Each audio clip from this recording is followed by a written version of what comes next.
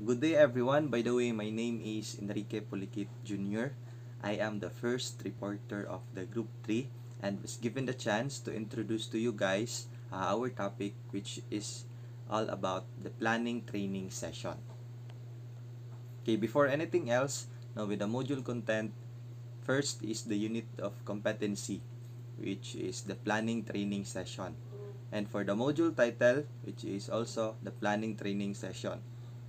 For the module descriptor, it said that it covers the knowledge, skills, and attitude in planning a training session.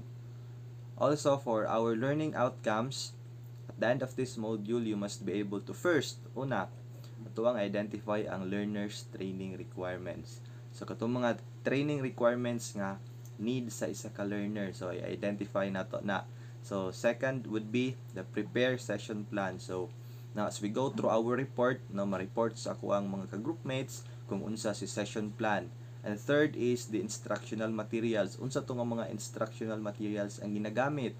Halimbawa, mga module, mga pamphlets, or anything else na swak sa instructional materials. And fourth is the prepare assessment instruments. Halimbawa, mag-assessment na unsay mga kinahanglan gamiton sa institution. So later we will discuss that thing. So, and the last of our learning outcomes is the organized learning and teaching resources.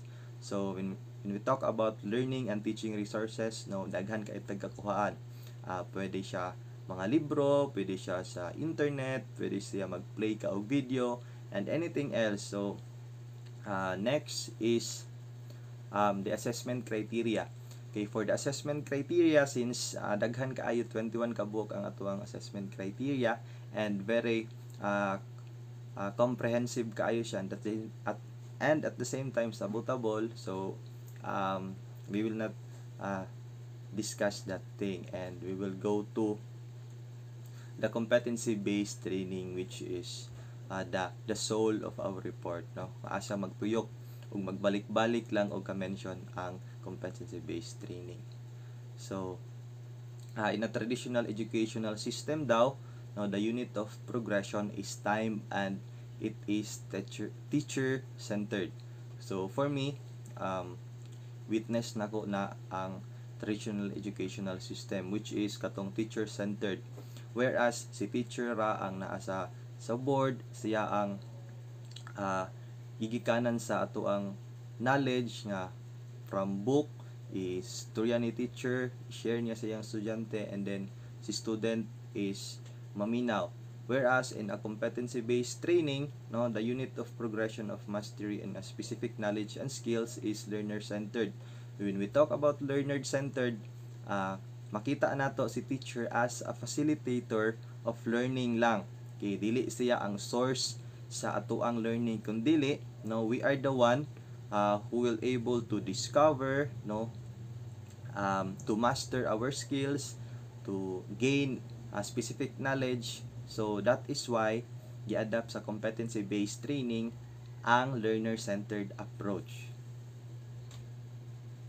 So in learner-centered approach and for the competency-based training, they used the two key terms, which are first the skill. So it is a task which often use motor functions and typically require the manipulation of instruments and equipment. For example, the cooking, di ba? Sa cooking, gamit na to skill, di ba? Ang cooking, ang welding, ang ICT, di ba? So anything that we are using instruments or somehow tools and equipment are considered to be a skill. And competency, okay, a skill performed to a specific standard under specific conditions. So di ba we have different sets of competency, like in our training regulations, ito na learn ako nga na ay basic nga competency, na ay kaning common competency, and at the same time na apoy core competency. So next would be the trainer's methodology 1. It is a training program for TVET trainers / assessors that they undergo seminars and practicums or attend lecture so they can use the competency-based training delivery approach for training and assessment of their students. So, the learning activities that you are about to undergo will give you a hands-on training kung saan daw pagplano, kung saan pag-design, kung saan pag-implement, no, sa isa ka gusto nga i-implement sa isa ka team, o monitor and evaluation of competency-based training. So, in this lesson, you will be introduced to competency-based training, its principles and context. So, just like I said earlier nga, ang competency-based training is the soul of our report. Magbalik-balik lang gini siya nga term sa different nga mga reporters. So, for the first bullet, it is a training delivery approach that focuses on the competency development of the learner as the result of the training. So meaning to say, it is a training program daw, no, nga gina-enrollan sa isa ka estudyante para ma-develop niya ang isa ka competency, no. Unya napud siya mag-gain nga result sa iyahang pag-undergo nga training. Dili lang kay nag-training lang siya dito nya, wala diya siya mag-gain ng mga new knowledge and skills. So, timanan ninyo guys nga competency-based training it is a training program, no, mas better man ang word nga training program para ma-avoid ang confusion. So, dili mo maglibog kung unsa jud ay ang meaning ani. And for the next bullet is it emphasizes most on what the learner can actually do. Syempre gina-emphasize diri sa kaning program ang mga matun-an sa mga bata or sa ilang estudyante, kung unsa ang ilaha jung mahimo or unsa jud asa taman ang ilahang mga skills. So it focuses on outcomes rather than the learning process within specified time. So it doesn't mean na diri kung katong learning process giunsa sa bata pagtuon o unsa siyang orasa na human, basta kay maabot jud siya sa point nga ma-master niya ang skill, no, naka-focus daw sa outcomes, no, ma-master niya ang skill, makabalo siya sa task, no, ma-accomplish niya, and bahalag magbalik-balik, no, it is part of the process kay outcome based man, dili man specified time ang kinahanglan. And for the last bullet is it is concerned with the attainment and application of knowledge, skills, and attitude to a specific level of competency. Okay, concerned daw to the attainment of application of knowledge. So it is all about, no, katong gi-apply nimo ang katong imuhang natun-an, no, imuhang skill o ang imuhang batasan sa specific nga competency, halimbawa sa basic, sa common, or sa core nga competency. So in competency-based training, the education and training system should begin and end with the customer need. Siyempre, magsugod sila ug mahuman ra pod sa kung asa ang kinahanglan sa customer. Dili na ta mag-introduce og mga butang na dili na need sa customer or sa student or learner. So for the competency, it involves applying knowledge, skills, and attitude to perform work activities to the standard expected in the workplace. So, si competencies are gained through first life experience. So, syempre, nahimo ang competency because of kanang life experience, mga observation nila, no, sa tagsa-tagsa ng mga kinabuhi. So, nahimo si competency kikan ana. So, next pod is the formal education. So, by the help of formal education, halimbawa mga theories in professional education, no, they applied in making the competency para pod, no, mas effective ang learning process. And third would be the apprenticeship. So the apprenticeship, halimbawa isa ka og barko and you are a mechanic. So before ka mahimong ganap na seaman, so moagi sa ka sa pagka-apprentice for how many months, no, para ma-experience nimo ang imong future nga trabaho, and then later, no, you are about to be a seaman na gyud. So halimbawa lang na guys. And for the on the job experience, no, halimbawa pod katong mga TLE teachers nga from DNSC nga nag-undergo na karon og OJT sa different schools sa Panabo. So ingana po dira derive ang competency og mga self-help programs, halimbawa mga pamphlets, no, di ba? Na yung mga instructions dito kung unsaon nato. So by that, no, nahimo si competency. And last would be the training and development programs. Pinaka-importante, no? Without the training and development programs, I believe nga dili dili siya kanang murag applicable sa tuwa ang mga competencies.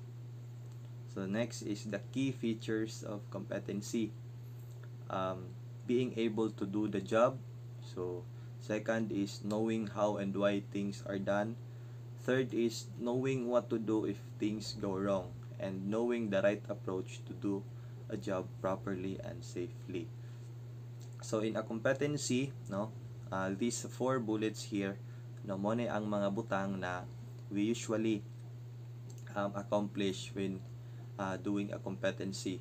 So importante kaayo siya guys, kay parehaan ni, no, sa on how to right approach to do a job properly and safely para ma-minimize ang error, at the same time dili pod delikado ang imuhang way sa paghimo sa kanang mga trabaho.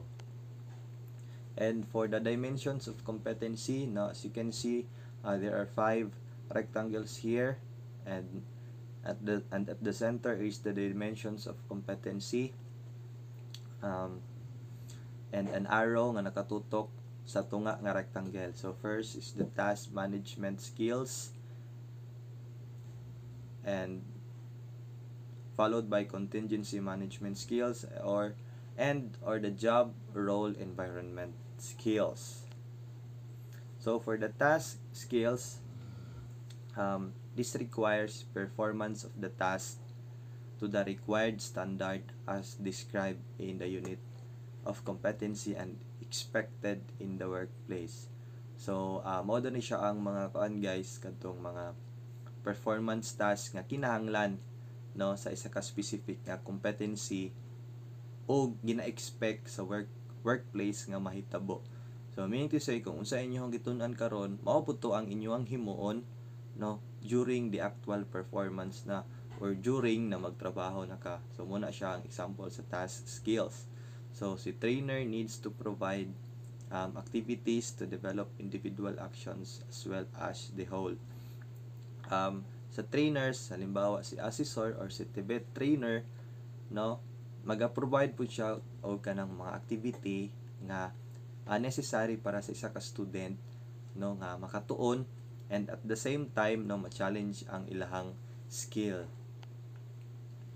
So next is the task management skills. So it said that it captures the skills used as people plan and integrate a number of potentiality different tasks to achieve a complete work outcome.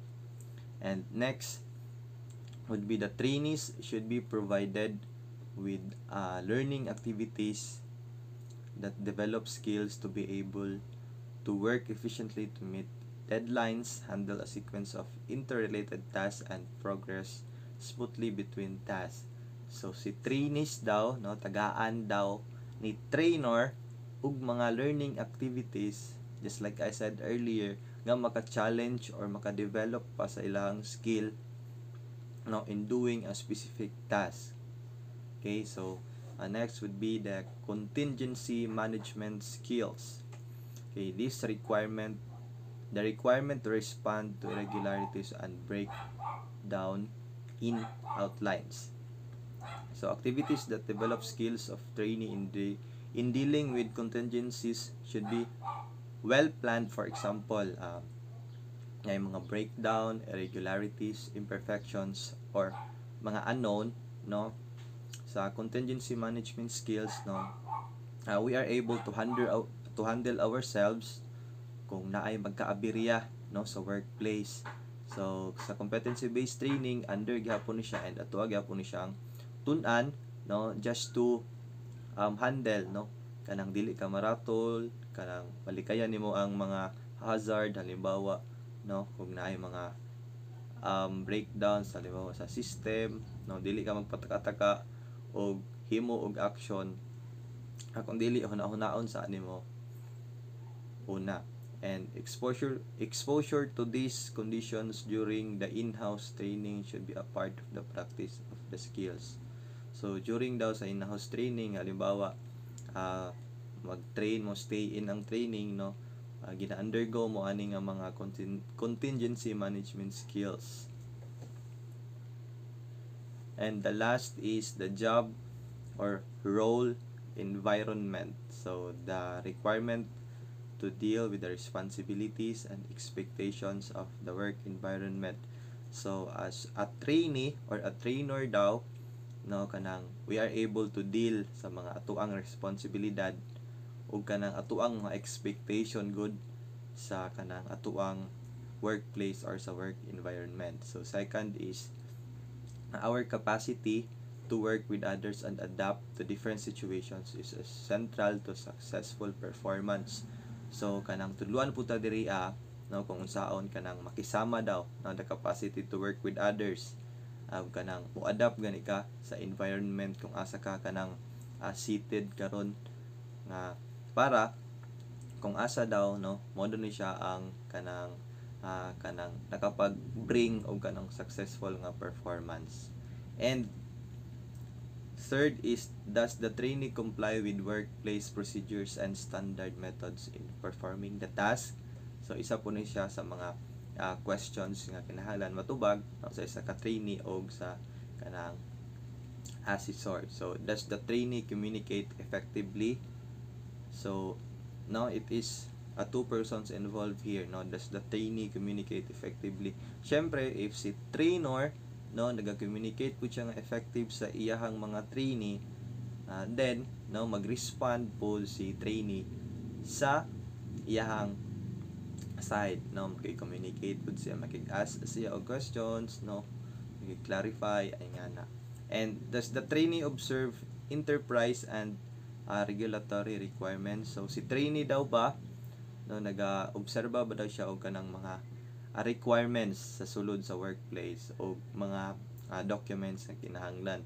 So these task skills would be done with the help of the trainee and at the same time the cooperation of kanang assessor, no. So kung dili mo himo si trainee sa isa ka specific na job, so maproblema na po si assessor ana. So kinahanglan yun nga silang duha, no, sila'y connection para ma-minimize ang mga mali. And for the last, the comparative analysis between traditional education and CBT now will be report by the second reporter, Miss Irene Perandos.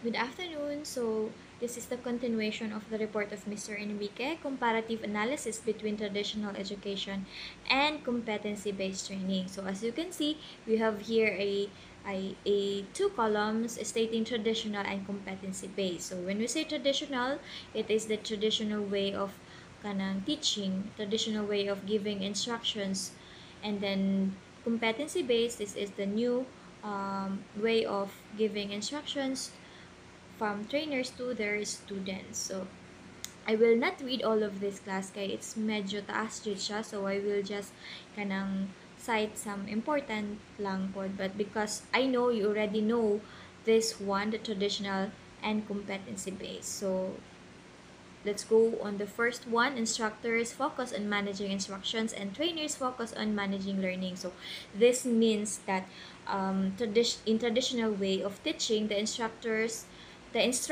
were given the authority to manage instructions on their respective students, while on the competency base, the students, trainers, or the contrary to the traditional way. So, kagaya nung ginagawa ko ngayon, this one. So, before, si teachers lang talaga yung nasa harap. But now, in the competency base, it's a collaborative interaction between the students and the teacher. So, pwedeng si teacher, pwede din si student ang magsasalita in front of the students. And then we have here also very little continuous feedback is given, while in the competency-based, immediate feedback is given to each trainee as a critical point of learning process. So kung before, very minimal or very gamay lang jud ang ginahatag nila na feedback. So kanang ginahatag sa isa ka trainee or students. But unlike before, immediate feedback yun ang ginahatag. So nagahatag dayon sila og immediate feedback. Like for example, when we have a reporting. So after the reporting, si teachers nagahatag yun siya dayon og feedback in a constructive kanang ginatawag constructive criticism. So nagahatag dayon si teacher ana. And then we have also here most instructions are delivered by or dependent upon the instructor. So, sa competency-based, the trainer must manage the use of the wide variety of instructional media and materials each day. So, sa ngayon, sa competency-based, ginahayaan natin ni teacher na mag-search ato ang own na kanang mga instructional media na makahelp sa ato ang learning. While before, nag-relay lang dyan si students or si trainee sa kanang ginahatag na instruction ni teachers. So, those class ang ginapakita nako sa inyo na traditional way, those are the kanang comparative analysis between the traditional and education. So I know you already have the module, so you can read those one by one. And then next, I have here the new subtopic, which is the training regulations. So when we hear the word training, the first thing that will come to our mind is it is a physical activity that needs to survive. But in education field, training is different. So iba daw si training about sa educations. So the department through its key persons will conduct different type of trainings in order to equip coming teachers and teachers alike in their field of expertise.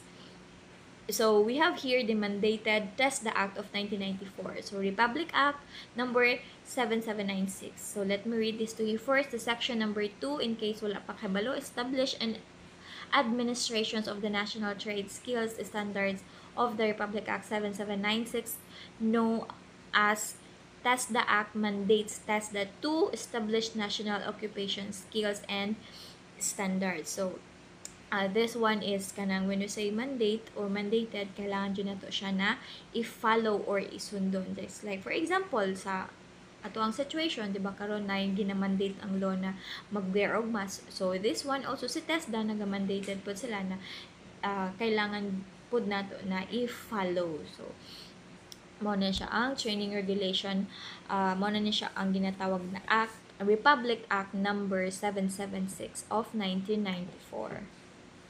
And then training regulations is the document that serves as the basis of the formulation of competency assessment in the development of curriculum and instructional materials for competency-based technical education and skills development, or the TESD. So it means that the underlying support in creating of competency assessment and improvement of the curriculum and the instructional material. So one must have a training for him to be able to gain more knowledge and trick in teaching. So training talaga is kanang kailangan jud nato kanang undergo og training para pod maka-able ta to gain more knowledge and kanang mga tricks pod when we become soon as a future educators. And then training regulation consists of two components: the occupational skills standard and the training standard. So let's go first to the what is occupational skills standard, ma'am. So occupational skills standards are a unit of competence which describes the skills and knowledge necessary to work in a sector of employment. So occupational standard describes what kanang needs to be achieved in a workplace. So and they are specifically kanang related to employment, whether it is a kanang paid or kanang mga voluntary capacity lang. So the primary purpose of kanang occupational standard is to set a benchmark of competence, skills and knowledge by the vocational education and training, or what we call the VET. Providers can measure their qualifications and training courses to demonstrate that they are producing individuals with the correct and kanang minimum competence to enter or succeed in the labor market. So in short, kani si training requirements before you before ta maka-start sa ato ang job, kailangan jud nato siya og kanang kuan in short, requirement before ta maka-start og job. So naa jud ni dapat si occupational standard. So while si training standard, it is a standard set by a certain company na one must possess na kailangan din natin i-follow. Like for example, nata sa isa ka hotel industry, nag-work na ta dito, they have also their training standards that we really need to follow. So the training regulations na meron siyang kanang ginatawag na guidelines, mo ni siyang 3: competency assessment and certification, registration and delivery of training programs, and development of curriculum and assessment. So kani sa training regulation class, makita na to ni siya. Actually, I know you already have an idea this one sa katong mga TechVoc ba na siya na i-download lang nato ang katong www.testa.gov.ph. Makita na nato ni si training regulations, and then na dito ang mga guidelines as ni training regulations. Si training regulations pala, they have section na siya ginatawag na mga section. So we have here the section 1 and the section up to section 4. So definition of qualification. So this refers to the group of kanang competencies that describes the different function of qualification. So it is also kanang enumerates the job titles of workers who are qualified to this qualification. So in this section, you can here find your best job suits for your qualification. So if for example gusto nimo mag-apply og kanang in situ for dressmaking, kay gusto ka maka-learn og tahi, na siya di adto. Gusto na po si housekeeping and so on, cookery, and si food and beverage. We have also katong mga under agriculture. So in section 2, competency standards give the specification of competencies required for effective work performance. So in this section, you will this will help you identify your competency standards, your capabilities of kanang knowledge of a certain task.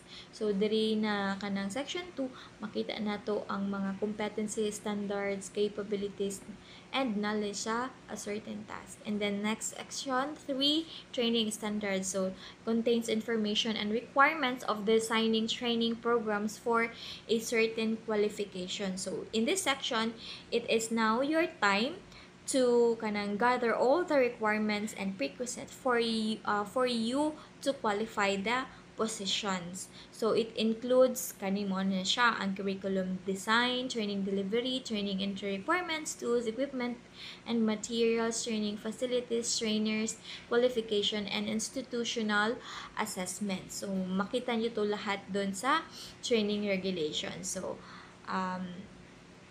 actually na-discuss na din to sa atin ni sir, and you have already an idea of this one. So, and the last but not the least, the section number 4, national assessment and certification arrangements. So describes the policies governing assessment and certification process. So this section will help you understand and knowledgeable of the policies and standards of in the assessment procedure. So kanito na section, magkaroon ta og idea o masabtan pod nato ang mga policies and procedures sa training regulations. So that would be the end of my topic. So again, if you have a lot of questions, you can download sa katong www.testa.gov.ph. So that would be the end of my topic. Thank you and have a good day, everyone. So let's proceed to the competency standard. So the competency standard is the main basis of competency-based training. So all learning material shall be based on the assessment criteria of each competency. So it means that the competency standard is the main basis of competency-based training. So, tanan na learning materials na gamiton in a training should be based in a competency standards. So, next.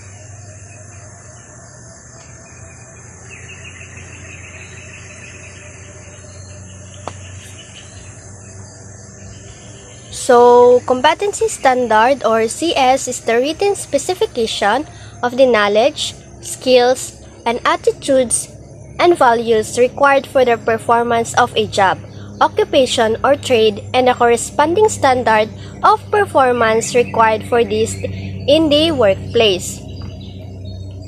So, it means that CS or competency standard is sort of a written qualifications that a person or a trainee needs to meet. So, diri mahibalan ko ang imong skills or attitudes and values kay nakatungtong or nakaabot ba siya sa standard na gina-require nila or enough ba imuhang skills para ana na trabaho or angkop ba imuhang batasan sa trabaho na imuhang gina-applyan. So, next. So again, competency standard or CS is the written specification of knowledge, skills, and attitudes and values required for the performance of a job, occupation, or trade, and a corresponding standard of performance required for this in the workplace. So, next is the unit of competency. So, to gather all the parts of the unit of competency, describe a work activity. So, when we say describe a work activity, it means that unit of competency gina-define or gina-explain diriya kung unsa ni siyang klase na trabaho or gina-introduce sa imuha ang kanina job or work. So, it also guide the trainer in determining whether the learner is competent. So, it will also serve as a guide in a trainer kung competent ba ang learner na ana na work or na-meet ba niya ang gina-required na skills and standard. So, next. So, we have here the 10 parts of competency standard.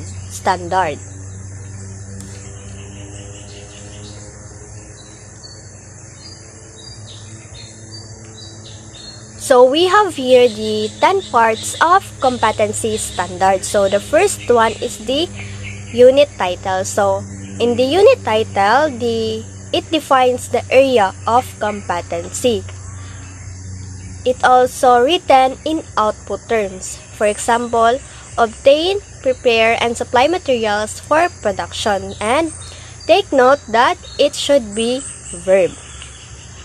And lastly, comprise a manageable component of work. So, the second part is the unit descriptor. So, in unit descriptor, it outlines what is done in the workplace. So, it means in unit descriptor, diri gina-describe ang tanan work na naa sa usa ka workplace. So, in unit descriptor, expands on information in the title. So, in unit descriptor daw, gina-expound or gina-explain ang title or kung unsa ang naa or meaning sa title. So, it clarifies scope and intent of the unit. And lastly, helps to differentiate competencies with similar title. So, the third one is the elements and performance criteria. So, elements describe in output terms the function that a person who works in a particular area of work is able to do. So, in elements criteria, diri gina-evaluate ang work sa isa ka tao based sa ilahang output or nahimo sa ilahang trabaho. So, performance criteria are evaluative statements that specify what is to be assessed and required level of performance. So, kung ang elements criteria, gina-describe ang work sa isa ka tao, diriya sa performance criteria, naka-outline kung unsaon nila pag-evaluate ang performance sa isa ka tao o kung unsa pay kailangan para ma-assist ang kinahanglan or ang performance sa isa ka tao. So next. So the fourth one is the element. So as what I have mentioned na kaganihan na ang elements diyan na ma-evaluate ang work sa katao based sa ilahang output or nahimo sa ilahang work. So building blocks of a unit of competency. Describe in outcome terms the functions that a person who works in a particular area of work is able to perform. So, diri maka-outline if a person able to perform based sa iyahang functions og work kung nasunod ba niya og tama iyahang trabaho. So, it describes actions or outcomes that are demonstrable and accessible and which the candidate must attain. So, maka-outline po diri ang actions or outcome na kailangan mabuhat sa isa ka learner. So, next is the performance criteria. So, it specify what is assessed and required level of performance. So, as what I have mentioned kaganihan na the performance criteria naka-outline or naka-focus diri ang performance sa isa ka learner or isa ka tao. So, it precise standards of competency, covers all components or dimension of competency, and focus all on evidence to prove competency, evaluative statement. So, the next one is the range of variables. So, in range of variable describes the curriculum or context in which the work is to be performed. So, diri maka-outline kung asa ang work or asa nahitabo ang usa ka work. So, it defines the boundaries within which the unit of competency applies. So, range of situations that should be the focus of assessment, relates to the unit of competency as a whole, allows for intersection of specific knowledge and enterprise requirements. So, the next one is the evidence plan. So, the purpose of the evidence guides is to guide the assessor in collection of evidence. So, naka-focus diri kung unsaon nila pag-guide ang learners para makakuha og angkop nga evidence. So, it must be related directly to the elements and performance criteria and range of variables. So, kailangan ang imong evidence kay related sa elements and performance criteria o sa range of variables. So, next is the critical aspect of competency. So, it tells the assessor what evidence is essential for the successful performance. So, diri maka-outline ang mga suggestion or unsa nga dapat na evidence ang gamiton for the success.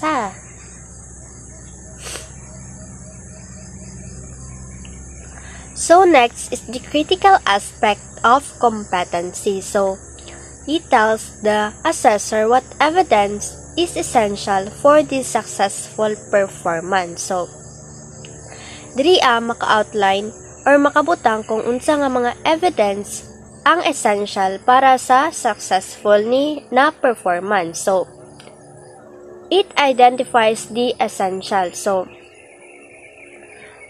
ang mga essential na evidence kay ang productive evidence, which completes workplace service to specification, knowledge evidence, things that must be known, and process evidence. Complies with industry practice and procedures, and complies with OH&S practice. So, for example, so mo ni ang mga example nga mga evidence or mga essential na evidence na kailangan para sa successful na performance. So, the first one is sets up tools and equipment. So, kailangan makaset up ka og tools ug equipment. So, next, handle tools, materials, and equipment. Identifies and solves faults and problems. And communicate with others to ensure safe and effective operations. So next is the underpinning knowledge. So the knowledge or concepts involved in performing skills of the competency. So maka-outline diriya ang mga knowledge involved in performing skills of competency. So it includes specific knowledge that is essential to the performance of the competency and evidence knowledge of legislation, regulation, and codes of practice. So, ang knowledge nga involved in performing skills is the specific knowledge and evidence of knowledge. So, the next one is the skills.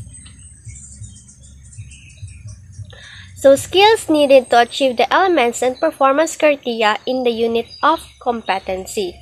So, it includes both generic skills or communication. So, communication, which means kung unsaon nimo pag-communicate sa imuhang kauban or sa learners nga kauban nimo og sa mga teachers. So, and industry-specific skills, which is the hand tools. So, example ani kay ang mag-set up of tools and equipment and hand tools, materials, and equipment. So, I think that would be all, and the next reporter will be Miss Puntillas, which will be tackled the characteristics of learners and what is your learning style. Thank you. Characteristic of the learners. The important part of planning a training session is to analyze trainees so that the training suit their. First is their ability level, second is learning styles and preferences, third is motivations, and fourth is their interest, because they are the basis in choosing the methodologies to be used by the trainer. So, it is important to note that first, the key features of competency-based training is customized and personalized. So, this is difficult to achieve if trainers are not aware of the differences among trainees or how they are able to work with these trainees to address their specific needs that allow them to demonstrate competence. Second is, while the issues are diverse, hence the solutions are frequently applicable across different topics. And the third is, not all issues for trainers are issues for trainees. So, labas ang mga trainees sa issue ng mga trainers. And fourth is, by altering some simple components of training, issues can be resolved by, first is, for example, the language issue. So, it can be resolved by having assessment in the local language rather than in English. So, here is all about the trainee's characteristic that is considered when planning a training session. So, first is we have a language literacy and numeracy. So, this influences the methods you can use and the activities and tasks that are suitable to the training and the trainee. So, it evolved about language literacy and numeracy that can be used as resources for different requirements. The next one is the cultural background. So there are activities that you choose which are inappropriate, and because it is cultural background, dapat we must aware of different cultural backgrounds and practices to avoid conflict. The next is education and general knowledge. So general education levels are helpful for you to know of at what level the pitch of delivery of the session. So the next is gender. The whole plan is affected if you have a group of all female and male or a mixture, if there are activities that involve demonstration, role play, and so on. So, it must be fair enough kung saan meron in a group dapat it contains a male and female. The next one is age. Considering the situation, age is a must on how it is delivered and at what pace it is delivered. The next one is physical ability. It is a must to be observant of other trainee who is less able than the others to perform a physical activity before the beginning of the session, because not all trainee are able to do some physical tasks. The next one is the previous experience with the topic. So we have a different levels of experience that can be useful or not. So you should know that experience. So you should know what is experience, so it can be used to you and other trainees' advantage. And the next one is previous learning experience. So if you have a knowledge, then use it for the trainees' general attitudes toward learning. And the next is training level completed. So it helps you to identify other trainings that are being attended by your prospective students. And the next is the special courses. So you can use the special training and ability in some special arrangement or assignment during training, as this will also be a learning. And the next is the learning style. So a training could be an auditory, visual, or kinesthetic. So there are other needs, which is refers to some special needs that would requested by the trainees. For example, schedule for working student or a single parent, and etc.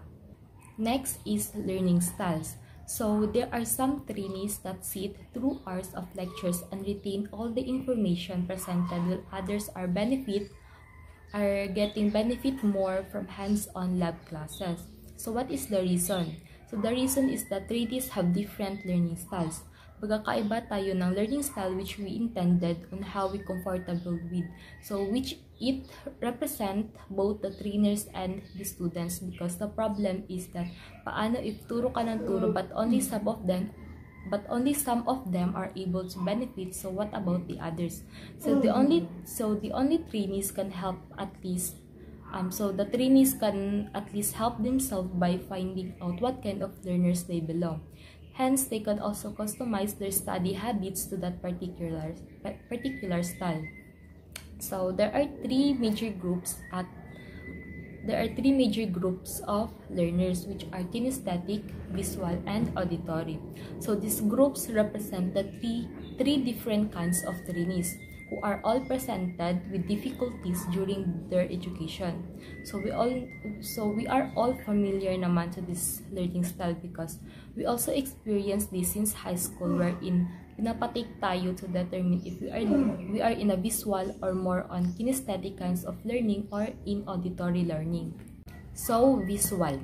When we say visual, it is all about what we see. Hence, dito sa learning style, it is a kind of learning wherein they take mental pictures of information, so they are more on drawings and illustrations or some kind of presentation. So the visual learners are often in good spellers. They are also good at fast reader. Hence, they are also good in great at seeing the big picture but often forget the smaller details. And they also good at remembering faces but have a hard time remembering names. And also the visual learner will benefit from color-coded notes. They also benefit from using drawings to illustrate and outlining information and using mind maps and flashcards. The kinesthetic learner described as a student who has a problem in sitting still and who often bounce their legs while tapping their fingers on the desk. Therefore, mga taong dili mahimutang. So, kinesthetic learners are often a gifted learners or gifted performance and naturally athletic. So, they are athletic. So, to get most of education, the kinesthetic learner they can choose classes with hands-on labs.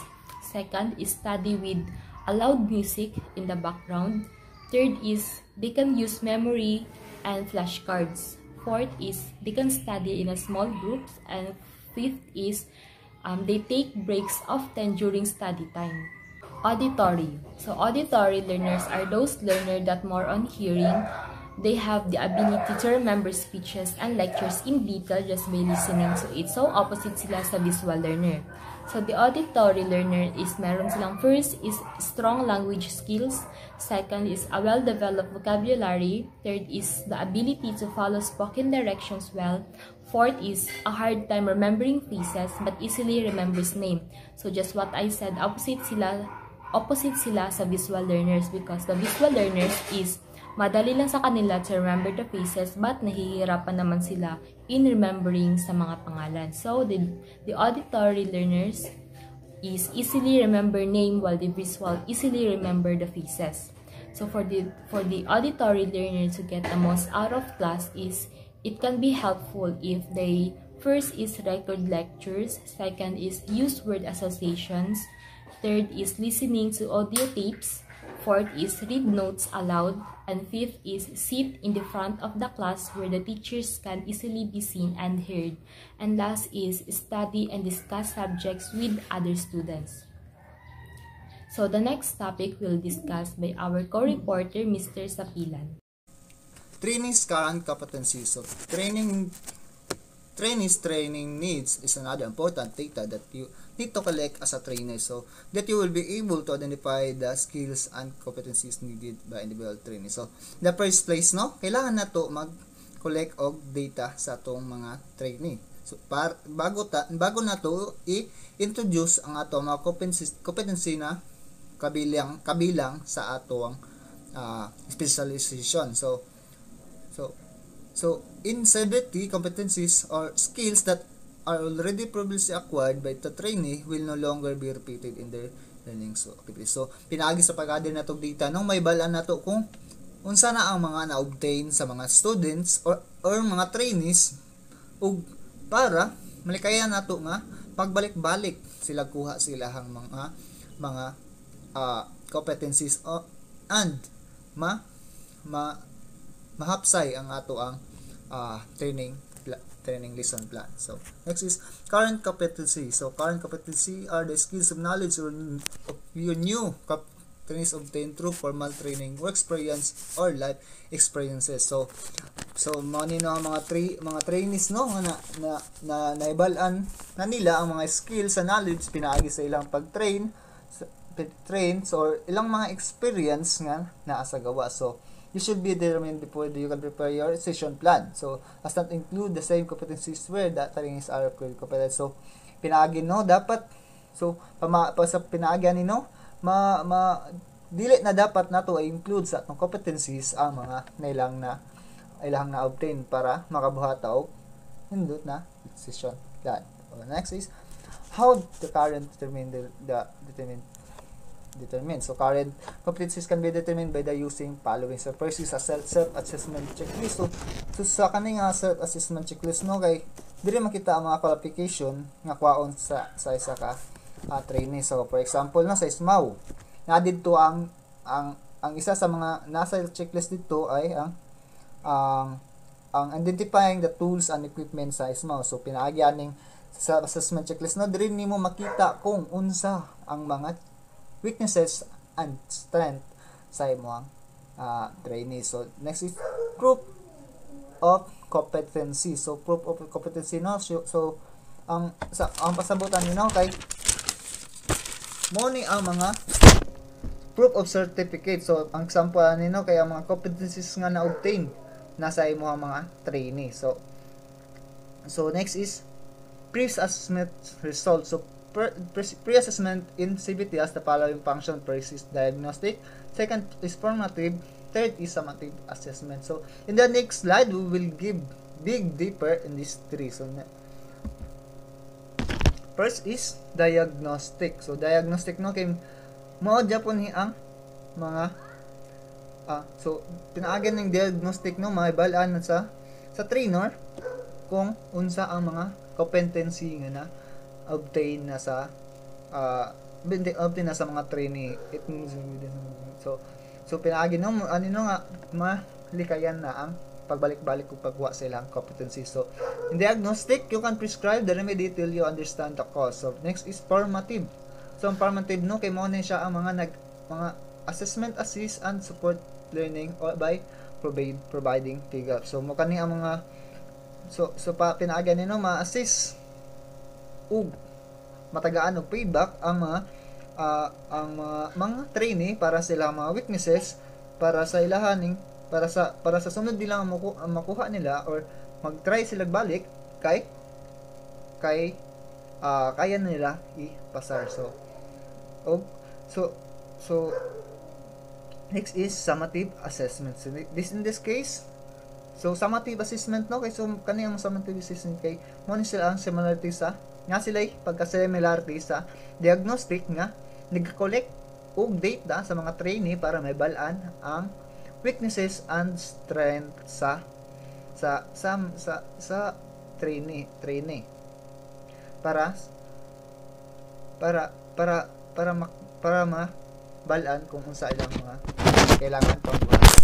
Next is why importance determine current competencies. So first is identify the competencies to be covered in the training plan. So first no so important jud para sa mga trainer nga ibalaan ang mga competency nga na-obtain na sa isa ka trainee para dili na sila magbalik-balik o kuha sa anak nga competency. So second is to assist the trainee's current competency in comparison to the stated standards or competency acquired. So second no, so kani ang case para i-assess ang mga trainees sa ilang mga weaknesses na competency para ilaha kaning ma-obtain or mapasar. So next is identify which relevant skills the trainee possesses and does not possess, so that the training program can be tailored accordingly. So parehasan ni no kay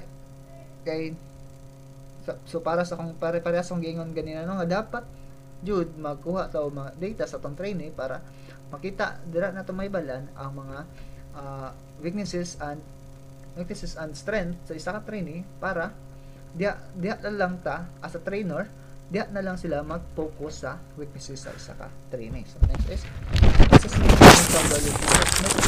What is assessment methodology? So mao ni ang mga tool na makatabang para mas maunawaan or mas masabtan sa mga trainee o kay ang assessment methodologies kay mao na siya ang balimurag steps para maka-acquire og quality nga assessment. So first is observation checklist. So first is observation checklist. So mao ni siya ang pasabutan ni ay mga trainer dapat na akan kaani nga checklist para maibalaan kung na-perform ba jud sa imong mga trainee ang ilahang gidemo. So second is practical demonstration. So kanino ko kay diri na makita kung imong mga trainee ba kay natarong nilang demonstrate ang ilahang gibuhat. So next is project is self-explanatory na kayo no, so we'll not give dig deeper in that. So next is 360 feedback. So 360 feedback, so pasabot ani na as a trainer dapat kailangan po nato og feedback sa tong mga kauban para may bala nato kung asa jud or para malista nato kung asa jud nagkulang ang imong mga trainee para next time malikayan na nato ni og matagaan na natong solusyon og isa pa ato ana ning malikayan. So next is case study. So kaning case study no kay dapat ang trainer kay mag-study jud sa iyang mga trainee sa ilang mga weaknesses para kani matagaan og solution. So next is oral presentation. So oral presentation no mao na siya ang so dapat no ang mga trainee kay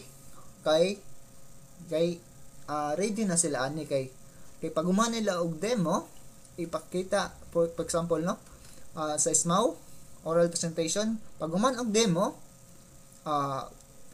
i-kuhaon na nila ilang bakal, for example in C1 kuhaon nila to ilang flat bar, ibutang dito sa atubangan sa assessor para ipakita or oral or pangitaon kung unsa ang defects sa iyang pag-welding. So next is journal. So journal, isa po na sa mga importante sa mga trainee or and trainer para malista kung asa nagkulang. So problem solving, so explanatory na kayo problem solving, no? So mo ni siya ang isa sa mga importante nga dapat matun-an sa isa ka trainee para, for example, no, sa SMAW, nagwelding ka tapos natanggal ang handling sa imong unit. So ikaw as a trainee dapat na kay problem solving para maayo to nimo o makabalik ka og welding. So next is project. So project, no, is explanatory na kayo, dili na to maghatag og big deeper on that. So next is video or audio tape. So as a trainer no, or assessor, dapat maghatag jud og visual para sa mga trainee para mas maibal-an nila kung unsa ang or unsay mga steps, unsay mga techniques nga dapat buhaton. For example, no, sa SMAW, magpakita sila og video nga unsay dapat nga buhaton, unsay mga proper techniques nga buhaton sa pag-welding para nindot ang agi. So next is certificate or of award or employment. So madawat nimo no kung ikaw nakapasar sa imong assessment or sa INSEE. So certificate of employment or awards is reflect the abilities of the trainee, may be a proof of his competency. So kani mo jud ni siya ang proof sa imong competency. So next is for certificates of awards or employments of the trainee can call or personally ask for confirmation from the signatures of the certificate. So kanino kay say nang Japon sigay na sa akong giingon na mag-gather og data sa mga trainee para mabal-an nimo kung unsay lang mga competencies nga ilang na obtain na. So ang needs ani kay ang mga certificate, awards or mga employment certificate nga gapamatuod nga imuha jud ni siyang na obtain. So in reviewing the documents submitted by the trainee, the following should be considered. So mao na yung mga konsiderasyon na ang authenticity of the documents. So second is date acquired, and the last is standing of the company or employer who issued the certificate. So this next is for submitted project videos, photos. The trainers can visit the company to prove the existence of the workplace where the task and job was done. So as a trainer, no, mas okay kung adtuon niya ang workplace nga gihatag sa nga proof sa isa ka trainee para i-sure jud nga tinuod jud to ang iyang gihatag nga proof nga iyang na-obtain kay para may balaan kung kana ba tinuod. So next is current competencies are determined by using the following forms. First is self-assessment check. Second is validation of competency evidences.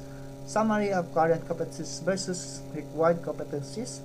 And the last is training needs. So next slide is Form 1.1 self-assessment check. So instructions. These self-check instruments will be the trainer necessary data or information which is essential in planning training sessions. So please check the appropriate box of your answer to the question below. So kailangan sa nga assessment kailangan nato ganistino. So core competencies na atay plan training session, na atay facilitated learning session, na atay supervised work-based learning, conduct instructional assessment, maintain training facilities, and utilize electronic media and facilitating training. So if you check first, so mo na siya imong if you check the yes, so mo na siya imong mga na-obtain na no nga competency, and kung wala pa ka-obtain ana nga competency, kailangan nimo i-check ang no. So the next slide will be report by Mr. McQueen or Claret. Evidence or proof of current competency sample. So form 1.2, evidence of current competency acquired related to job occupation. So current competency, prepare session plan, proof of evidence, complete session plan with the prescribed format prepared by the trainer. Means of validating this competency, submit a complete set of session plan. Second sample is prepare basic instructional materials. Proof of evidence is complete CBLM with the prescribed format prepared by the trainer. Means of validating this competency is submit a complete CBLM for one qualification. Organize teaching and learning resources. Proof of evidence, a picture of actual workshop layout of trainer. Means of validating, submitted the picture of actual workshop with layout certified by the vocational instructional supervisor. Next sample is use personal computer in educational technology. Proof of evidence, national certificate in PC operations. Projects such as presentations, CBLM, session plans, flyers, and other instructional materials. Means of validating, submitted an authenticated copy of national certificate. So next, identify training gaps. From the accomplished self-assessment check for Form 1.1 sa na-discuss ni JB Sapilan, and the evidence of current competencies, Form 1.2, the trainer will be able to identify what the training needs of the prospective trainee are. So pagka human na to accomplish sa self-assessment of and collecting the evidence of current competency, so ato na makita ang sa training needs ang kailangan sa mga trainees. So sa pilang mga kulang na dapat nila ma-acquire.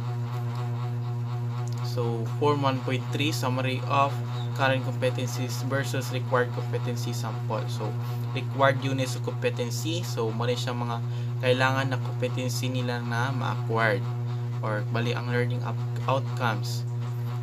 And current competency, ilang mga current, so, bali ang current competency is kani bali ilang na-acquire or humana nila acquired na competency. So bali ilan na ning na-achieve. And then training gaps or requirements, ang training gaps bali o mga requirements bali mo na siya mga kulang pa or wala pa nila na achieve pa na mga competency. So number 1, training session, determine training needs requirements. So makita na to nung sa current competency is blank pa siya, bali wala pa siya. And then sa training gaps requirements is nana, so meaning ang kani siya nga determine training requirements is wala pa niya na-acquired. So ito siyang ibutang sa training gaps and requirements. So mao na siya mga kailangan nga required unit or mga training gaps na kailangan pa nila ma-acquire in order ta makuha nila ni na current competencies. And example number 2 is determine relevant training methods, training activities, and delivery methods. So sa current competency wala, and then sa training gaps requirements, so wala pa nila na-achieve. So no, then determine relevant training methods, training activities, and training delivery modes. So diri na to siya ibutang. So diri sa 1.3 makita na to nga sa ilang required units competency is prepare session plan. So sa current competency is naa siya nabutang, so meaning na siya or na-achieve na niya ni na unit. So bali atong ibutang sa training gaps is blank lang. So ana lang siya no. So next na ta, facilitate learning session. Sample is orient trainers on the CBT delivery system. So na-achieve na niya ni, so nabutang siya sa current competencies. If kung wala pa pod, so ato siyang ibutang sa training gaps requirements. The next example is assist trainer in achieving learning outcomes. Current competency blank, so meaning wala pa niya na-achieve. And then training gaps requirements, assist training in achieving learning outcomes, di na to siya ibutang. So bali mao pa ning lang requirements para ma-achieve nila to na competency. So next, number 3, presenta supervised work-based learning. Example is establish training requirements for trainees. Bali nabutang siya sa training gaps requirements. So wala pa niya na-achieve. So mo yung kailangan niya achieve. Okay, proceed na to sa 4. So conduct competency assessment. Orient trainees on the evidence required in the relevant evidence plan.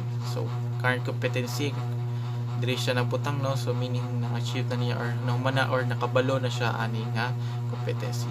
So blank na siya sa training gaps requirements. So next 5, maintain the training facilities. Example, implement housekeeping activities. So current competency, implement housekeeping activities. So diha siya nabutang, meaning humana na niya og achieve na kaninga competency. Sa training gaps is blank na. And then sa number 6, utilize electronic media and facilitating training. So example, inspect electronic media equipment. Current competency is blank, so wala pa niya na achieve. Butang nato siya sa training gaps requirements, inspect electronic media equipment. So ano lang siya, no, sa 6.2, operate electronic media equipment. O if wala pa niya na-achieve, butang nato siya sa training gaps requirements. If na-achieve na, sa current competency nato siya ibutang. Okay, using form number 1.4, convert the training gaps into training needs. So ato siya yung convert, no. For example, ang kaning sa 6, utilize electronic media and facilitating. Example is inspect electronic media equipment. So naputang siya sa training gaps requirements. Bali ang kani siya, ato siya yung convert into training needs or requirements sa mga trainees. So man lang kailangan i-achieve. So ato yung na-identify, no, kung unsa na klaseng competency ang kailangan nila i-achieve pa. So ato siya, no. Next, form number 4.4, training needs sample. So para sa nasa kung naingon training needs, so bali mo na siya ang training gaps kay na kailangan na to, bali ang learning outcomes or kailangan ma-achieve sa mga trainees or mga learners. Okay, for example, and then module title or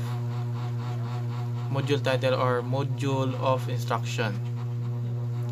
Okay, for example, identify trainees training requirements. So nani siya ginano sa plan training session siya na nabutang module.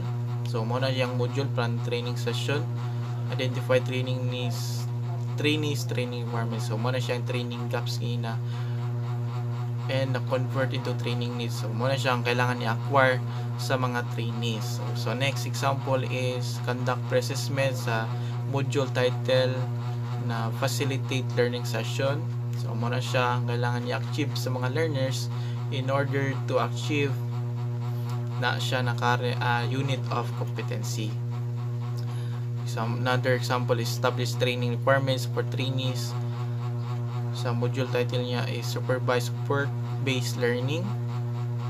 Use appropriate feedback mechanism to inform learners of his or her progress. Module title, conduct institutional assessment. Another training example is maintain training equipment and tools. Module title niya is maintain training facilities. Next, and inspect electronic media equipment. So module title niya is utilize electronic media and facilitating. So muna siya mga training needs na kailangan pa i-achieve sa trainees or learners. Next, in summary, in planning for competency-based training, so kaning magplan kag mga training sa mga competency sa mga trainees, the following should be determined by the trainer. So kailangan ma-determine siya sa mga trainers aron maswak jud ang iyang plano na gibuhat for the training. So number 1 is the competencies as required by the competency standard. Number 2 is trainees characteristics. 3 is trainees current competencies. So mga current nila nga competencies na achieve na nila. And then number 4, trainees training needs. Next is to determine the learners training needs. the trainer need to do the following. So muna siya kailangan buhatan sa trainer para ma-determine ang training needs sa learners. Number 1 is analyze the competency standard. Number 2, prepare the TNA forms. 3, prepare the pre-test. 4 is prepare the institutional competency evaluation. Okay, the next reporter is April Lunilisa. She will discuss the session plan. Now, let's proceed to the session plan. This informative sheet shows how training content and training activities are integrated, sequenced, and documented in a training outline, which is used to formulate the completed training curriculum. It can be as simple as a brief outline or more complex with scripts and prompts. So it is said that the longer the program, the more often it is needed to be delivered. And the more complex the curriculum, the more detailed is required in the training outline. So it is really important to us to know na we have to make an outline as clear and complete as possible so that the important points will not be overlooked during the preparation of the trainer guide and the participant materials. So what is session plan? So I will give you a simple definition of the session plan. So session plan is a simply stated, clearly written, and flexible training aid for conducting a session or module. So the same with a training session plan, it's like the same with the lesson plan. No, I think we already know what is lesson plan and what's the use of it. So the training session plan, also called a learning plan, it is an organized description of the activities and resources you'll use to guide a group towards a specific learning objectives. So a session plan, you should consider, or it must be based on the curriculum of the unit of competency and accomplished according to the suggested format. So in order to have this, so in making your session plan, no, it is advisable na gamiton nimo ang TR or katong training regulation sa imuhang gipili na qualification. So TR can be downloadable to the website of the TESDA. So why nganong TR man? So TR is recognized as the main guide in preparation of the instructional materials. So let's proceed to the benefits of a session plan. So we have 5 benefits. First, give the trainers an idea of where they are and where they are going. So as what I have mentioned, no, session plan is considered as a guide or your plan throughout your session to your training or to your trainers. So it is really important na you have a session plan so that the trainer will make will remember kung asa na siya or what kind of unit of competency ang dapat niya, kung ano na po sunod, or asa na sila na nag-focus aning this particular session. And next is second, gives the trainer and the learners a clear idea of what they are doing. So session plan, from the word plan, so you already planned unsa ang flow sa imuhang training. So because of this, no, portray nimo ang clear og informative way para maka-learn to imong mga trainees. Third, records the training sessions the trainers have taken. So it's also part of the session plan na there's this part nga ma-record nimo ang mga session. It's because, di ba, naka-plan dito tanan, so naa dito tanan ang mga sessions or sa flow sa imong sessions. So through session plan, ma-pinpoint nimo or makita nimo sa imong record nga kani humana na dayni, so let's proceed to the next ana. So fourth is the gives the trainers a starting point if they have to do the training again with another learner or group of learners. So in making session plan kasi, 'di ba, it's not really permitting kanang diri lang ka mag-focus, and then dili po ka magtudlo sa kanilang na student. So if you have another batch of student or another group of trainees, so you can use that session plan, diba? You can use it to them, and you already na ano naman mo na-test na nimo na effective to. So that's how effective to. So dili na lisod sa trainers para mag-start og another training. Last is, it gives the trainers a firm base to review their performances. So in the last part of the session plan, you will see the feedback of the trainers or the instructor. So it helps the trainer to identify unsa ang kulang or unsa ang dapat pa i-improve sa isa ka trainee rather. So we have 8 steps for designing an effective session plans. So the first step is that define the purpose of the training and target audience. So I think we already know, no? The same with the lesson plan. So we have to identify pila ang target nato na students, di ba? Pila ka students ang maka-learn ani, and unsay purpose, unsay atong anong nag-conduct ani na lesson. So it is really, it can make your session plan effective if you consider, if you bear in mind nga na ang unsa ang purpose og ang target audience. The second step is that determine participants' characteristic and training needs. So in order for you to make a session plan, no, dapat jud na kabalo ka kung unsa ang characteristic og training nga kailangan sa imong trainee, kay di man ka pwede nga mag-proceed ani kung wala nimo siya na-evaluate or wala nimo nakita kung unsa ang training na kailangan niya. So the third step is that define training goals and objectives. So it is really important, no, para pagkalas sa imong session plan or pagkalas sa inyong session is makita nimo ang outcome or na-reach ba to nimo na goal or kanina objective is nakuha ba sa imong students. So in order for that na to make an effective session plan, no, you have to set your goals and do the objective so that para imong expectation in the end is makuha. So fourth is outline the training content. So you have to outline the important informations dito as a TR. So TR is where you can find the instructional material of a certain qualification.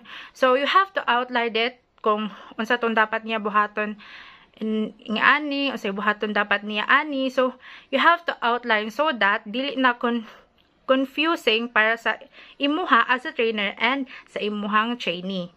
The fifth is develop instructional activities. Yes, in order to know na siya na-learn sa imuha, in order to identify if naabakay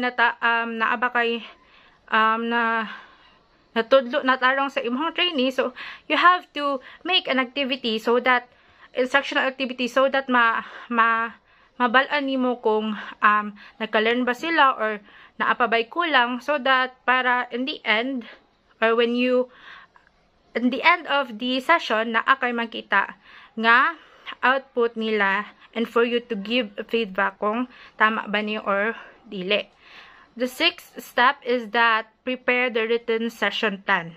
So in order to diba, you already outline, you make activities, so you have to finalize the session plan, and it is to write it, diba? So you have to finalize and written na siya. So that's the session plan that you will use throughout your session with your trainees. The seventh step is that prepare participants' evaluation forms. So evaluation forms is really important at the end of the training, no, para mabalaan ang progress kung asa na ba ang imong trainee or unsa ba ang iyahang lack ani nga particular qualification, so that mawal-an nimo kung unsa tong dapat nimong punan o dapat niyang improve. So the 8th step is that determine follow-up activities for the event. So you have to determine a follow-up activities so that mas ma-master pa or mas ano pa sa imong trainee ang particular competency or qualification na gusto niya. So it is really important, no, na to make an effective session plan, because in the end, the effect or the product of it will benefit our trainee and the learners. So let's proceed to the elements of a session plan. So the elements of a session plan has 9. First is the industry sector. Second, qualification title and level. Third, unit of competency. Fourth, module title. 5th, learning outcomes. 6th, introduction. 7th, learning activity. 8th, evaluation. And 9, teacher's reflection. So first is the industry sector or the qualification and title. So we already know, no, na every qualification naa na siya sector na nabilong. So example, makita nimo ni siya sa TR or sa training regulation or sa competency-based curriculum. It is a in the TESDA's website. Pwede na nimo siya maka dito. So example of the sector is that construction. Qualification is plumbing and the level is NC2. So another example is that gusto nimo cookery. So your qualification is cookery. And then the sector, you have to check the TR kung unsa nga sector ang cookery. And cookery is part of the tourism sector. So you will put tourism sa sector, and then what kind of level yung gusto ba niya NC2 or NC3, so you will put unsa nga level ang unsa imuhang training. Second is the unit of competency. The units of competencies comprise a qualification. Basically, they are grouped into three. So if we already, I think we already saw the example of TR, diba? Na dito ang basic competency, common competency, and the core competency. Morning mga competency nga makuha nimo or kailangan nimo makuha in order to finish a training or a session. Third, module table. So module title. So in order for us to identify what unit of competency it is, so dapat yun na ay module title. So the difference of the unit of competency and in the module title is the verb in the module title. It is in the present participle. So ang ending is naa sa ing form. So, for example, unit of competency kay job plumbing design. So, sa module title, so sa TR, ang nigawas is job plumbing design. So, if you have to write the module title, na you have to add ing sa first, which is mahimo na siyang drafting, planning, design. Next is the learning outcomes. So I think we already know what is learning outcomes, diba? It is what we need to achieve when we finished a session. So the learning outcomes are the learning blocks or units that comprise the module. In the training regulation, there are termed as elements, while in the CBC, they are termed as learning outcomes. So, basin mag-confuse mo unsa ang difference sa TR and CBC. I think they are the same, pero ang kalahian lang is na ay update mas advisable ang ano daw. You have mas advisable daw kung sa TR ka mag-based. Kay most of the information sa TR daw is updated. So, example of this is the information was taken sa CBC of Plumbing NC3. So, the unit of competency is job plumbing design. So, which is na ato sa um, sa TR ay naa sa previous example. So, if you open the TR, nana dito ang learning outcomes. So, you have to copy or you have to identify ang learning outcomes ato and i-copy lang nimo siya sa part dito sa session plan nga na ay learning outcomes. So, basically, it based on the competency na ay uban nga upat ka learning outcomes or duha lang. So, naara na siya sa TR. So, the fifth one is the introduction.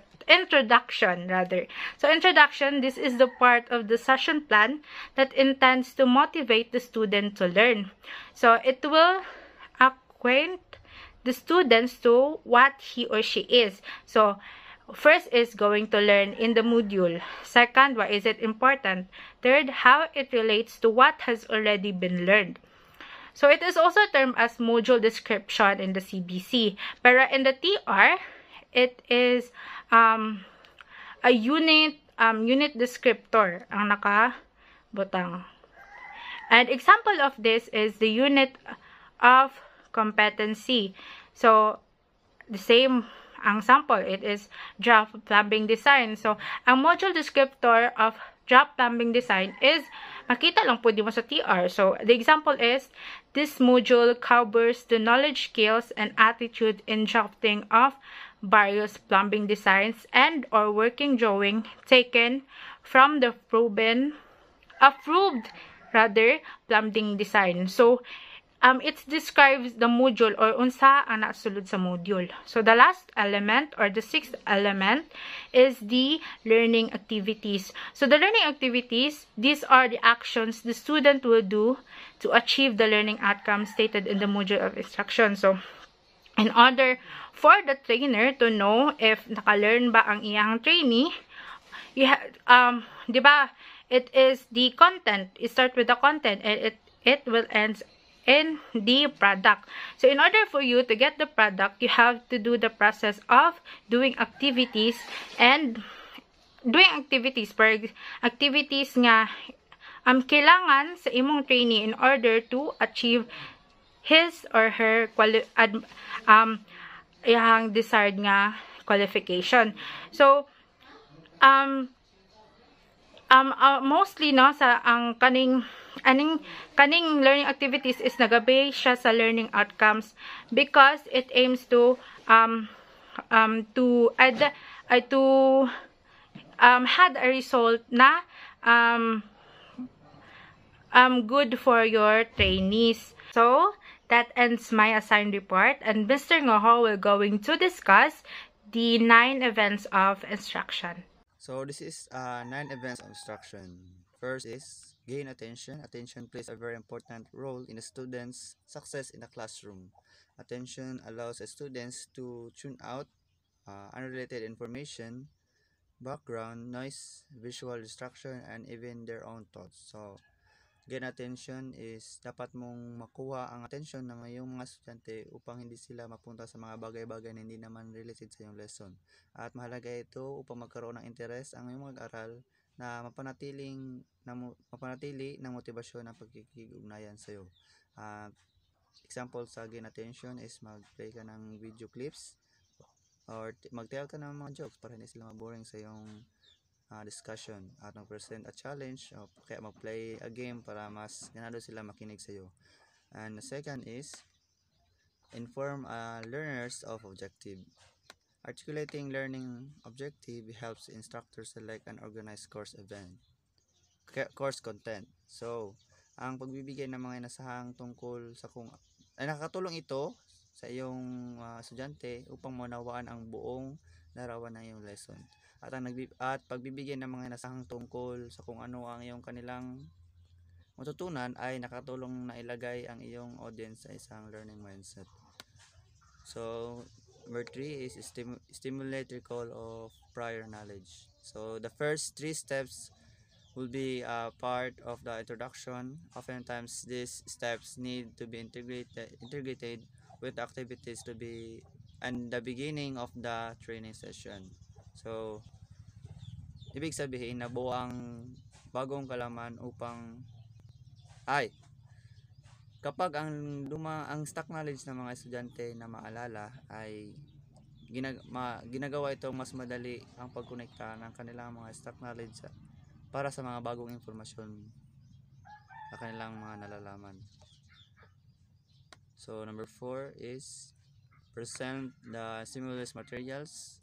So materials of a visual, verbal, and or auditory nature used to communicate certain ideas to enable them to be researched or the stimulate discussion of relevant topics. So habang binubuo ang iyong presentasyon ng nilalaman ng pag-aaral, mahalagang tatandaan ang ilang tip na siguraduhin ang iyong nilalaman ng pag-aaral ay maayos at nakaayos, at sa pamamagitan nito ay mas madali silang madali itong maunawaan ng iyong mga estudyante.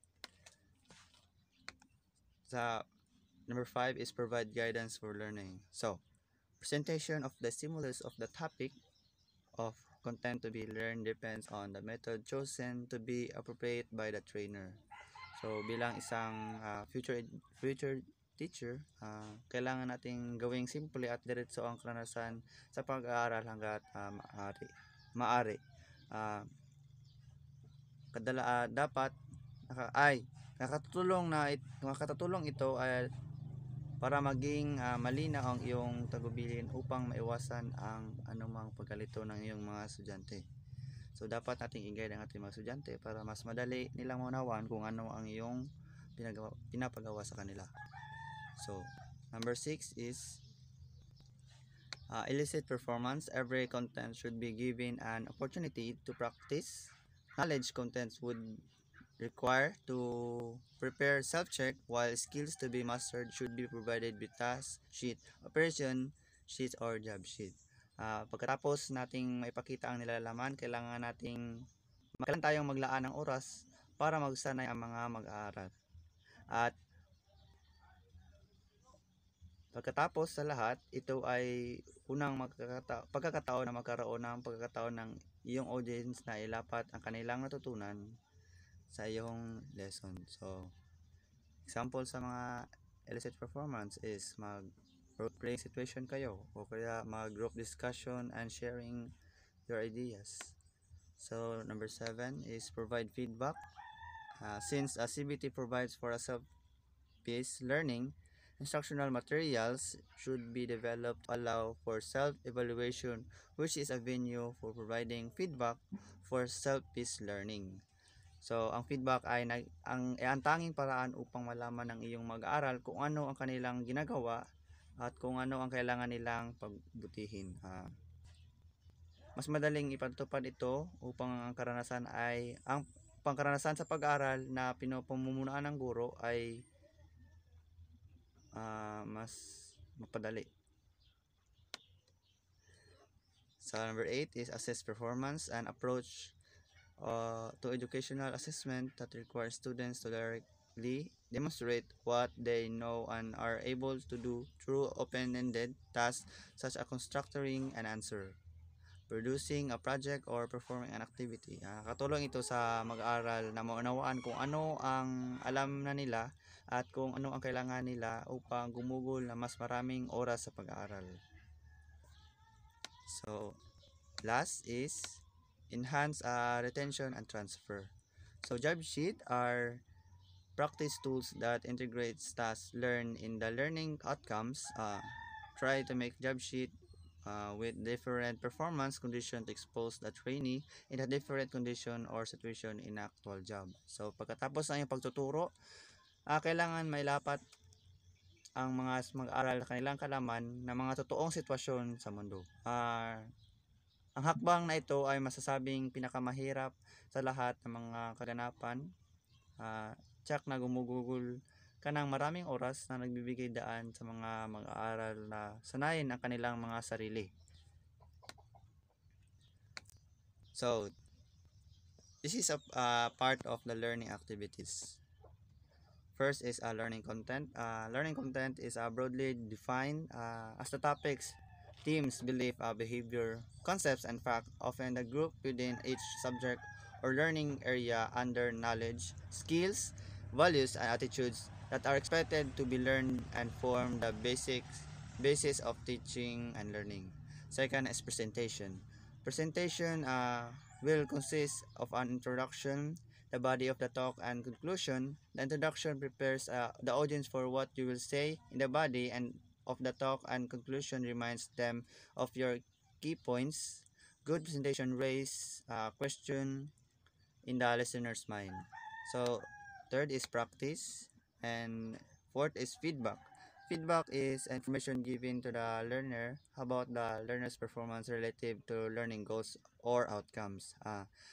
Ang feedback ay nagre-redirect o muling tumutuon ng mga aksyon ng mga mag-aaral upang makamit ang isang layunin sa pamamagitan ng paghanay o pagsisikap at pag-aktibidad sa isang resulta.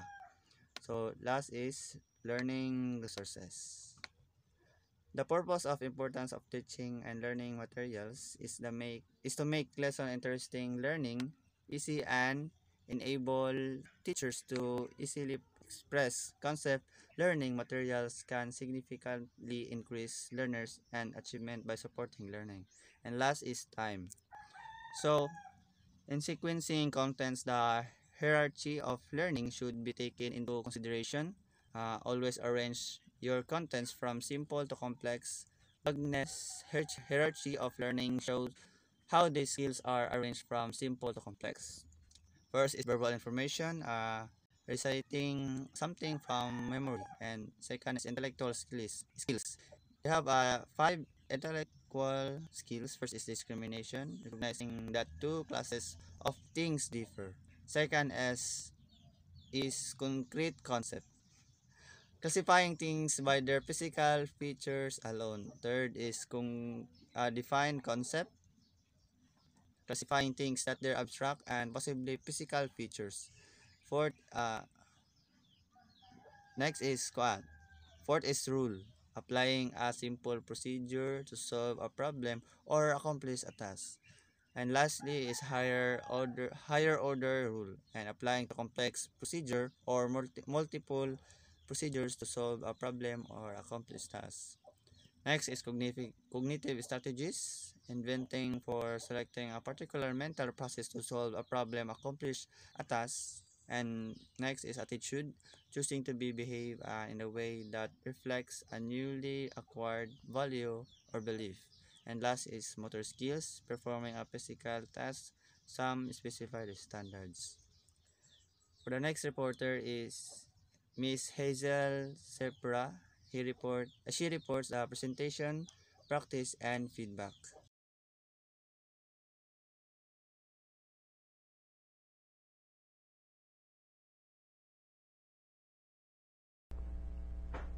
Presentation, practice, and feedback. There are things that needs to ensure in each of the learning activities for each learning outcomes. And there are activities and resources that are needed in order to achieve the learning outcomes.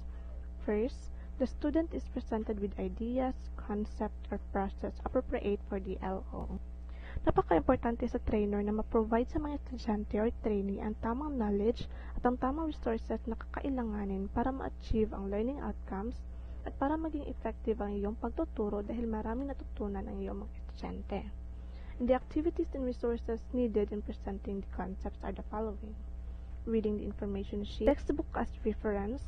Sa textbook, dito makukuha ng mga estudyante or trainee ang mga supporting knowledge para sa kanilang pag-aaral. And also the manuals, resources that can be browsed from the internet. Especially in the internet, there are a lot of information that was not included in the module. Just like for example the Google and the TESDA website.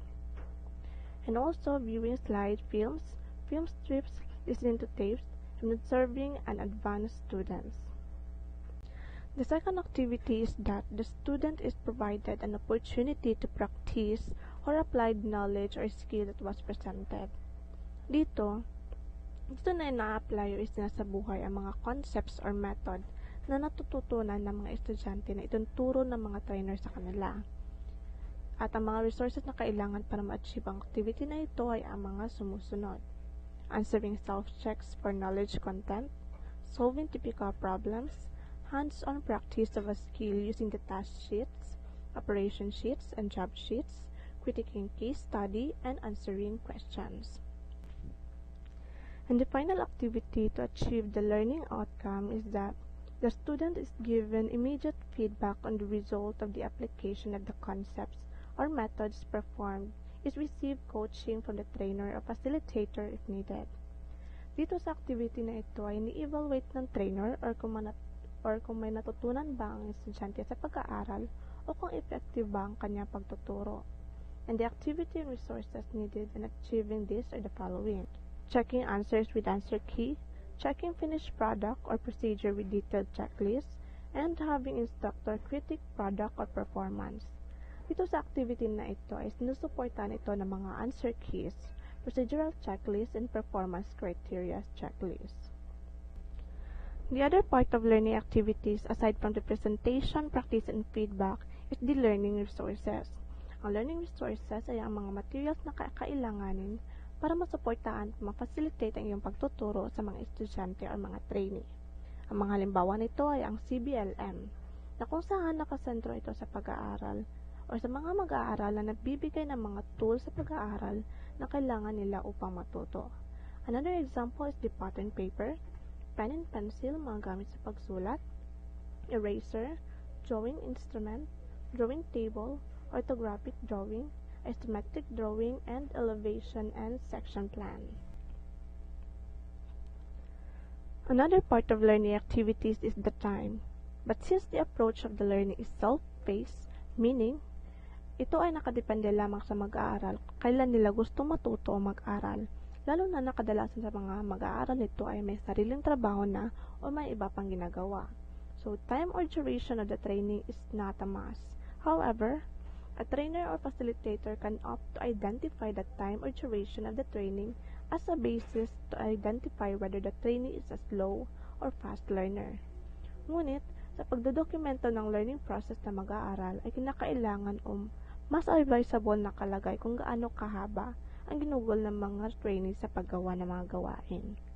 Another part of learning is the trainee's evaluation. Dito naman nakalagay ang method of evaluating the achievement of the learning outcome. Ang assessment ay maaaring formative or summative, in which the formative are progress checks for every learning outcome, and it can be conducted through written tests or practical tests, while the summative, just like the formative assessment, it can be conducted through written tests or practical tests. However, summative is a form of evaluation given at the end of the module. Just take note that the formative is a progress checks for every learning outcome, and the summative is an evaluation given at the end of the module. In preparing the assessment plan, dapat naka-indicate ang mga testing conditions o kung ano ang mga tools or equipment, supplies, and materials ang kakailanganin sa pagturo, type of assessment, which is the written test and practical test, type of evidence, na kung saan sa written test ay ang mga answer sheets, habang sa practical test naman ay ang mga training outputs, products, projects, and the result of performance tests based on the criteria. Another part of learning is the trainer's or teacher's reflection. This part of the session plan serves as documentation of the conduct of training on a unit of competency. Highlights of the use of CBLM must be recorded or documented and must be considered in the validation or improvement of the manual. May mga factor na kinoconsider sa pagdodocument na kung saan dito ang mga successful moments or ang mga na-experience na mag-aaral throughout the learning process, and also the feedback from the learners or trainers or the trainees regarding the use of CBLM and the results of the evaluation. Areas like sufficiency of learning content, appropriateness of learning and evaluation methodology, well-maintained training facilities, capacity of the trainer to facilitate the training, sufficiency of learning resources, and other factors related to the conduct of training ay kailangang ma-record na kung saan ito ay magsiserve na basihan sa pag-review, pag-evaluate, at pag-improve sa session plan. Another part of learning is the time.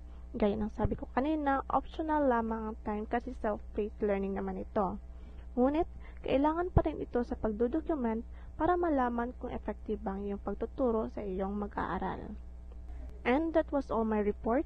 The next topic, which is the basic instructional material, will be discussed by Ms. Hazel May Solis. So, basic instructional materials. So, competency-based training is dependent on the readiness of learning materials. In this lesson, we will discuss varied learning materials to address the different factors to be considered in designing competency-based learning materials, are also known as CBLM. So, competency-based learning materials, or the CBLM package, is a simply well-designed and carefully developed learning materials that give trainees detailed instructions to guide them through the learning process. So, by the help of the competency-based learning materials, or the CBLM, it helps to guide and give instructions to the trainees kung ano yung dapat gagawin nila o kung ano ang dapat nilang gagawin. So, the competency-based learning materials, or the CBLM, is referred to the four. So, what is this for? So, first is the media that contain information related to work requirement. The second is the learning that is guided toward achieving the competency required in a workplace. The three is tools. So, tools that facilitate individual learning process. And the last one is instruments that measure the competency required in the workplace. So, para ang trainees is ma-competent or naa sila knowledge, so it's very important nga ang trainers mag-provide og mga different forms of learning materials. So, unsa da ang mga different forms of learning materials? So, the learning guides, assessment materials, workbook with activities, tasks and content, background reading materials or documents, handouts and other audiovisual materials, industry competency standards, and the last one is organizational policies, procedures, or legislations.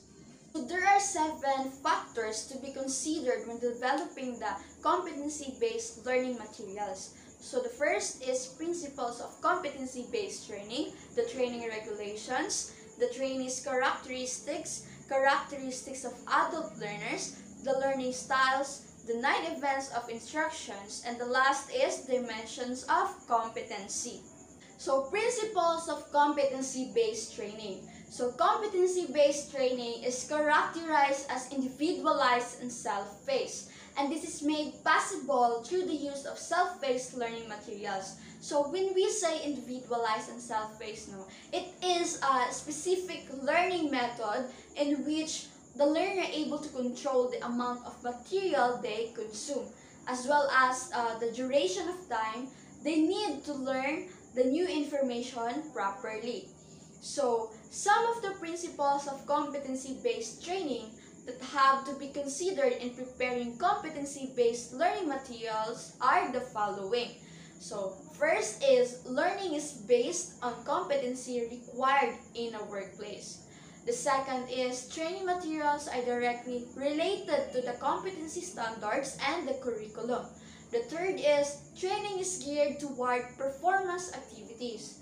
Criteria for assessing is based on workplace standard. Assessment uses actual performance or evidence related to work requirement.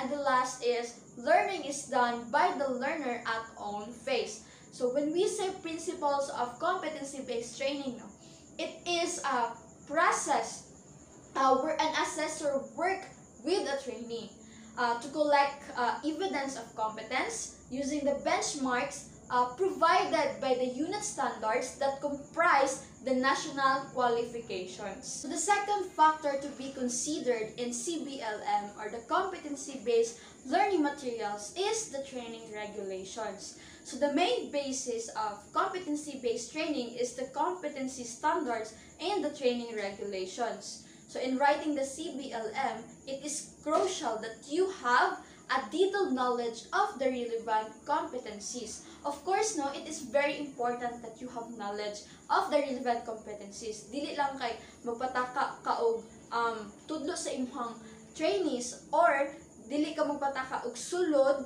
sa isa ka competency kung wala kay knowledge or kung wala kay nahibal-an ani.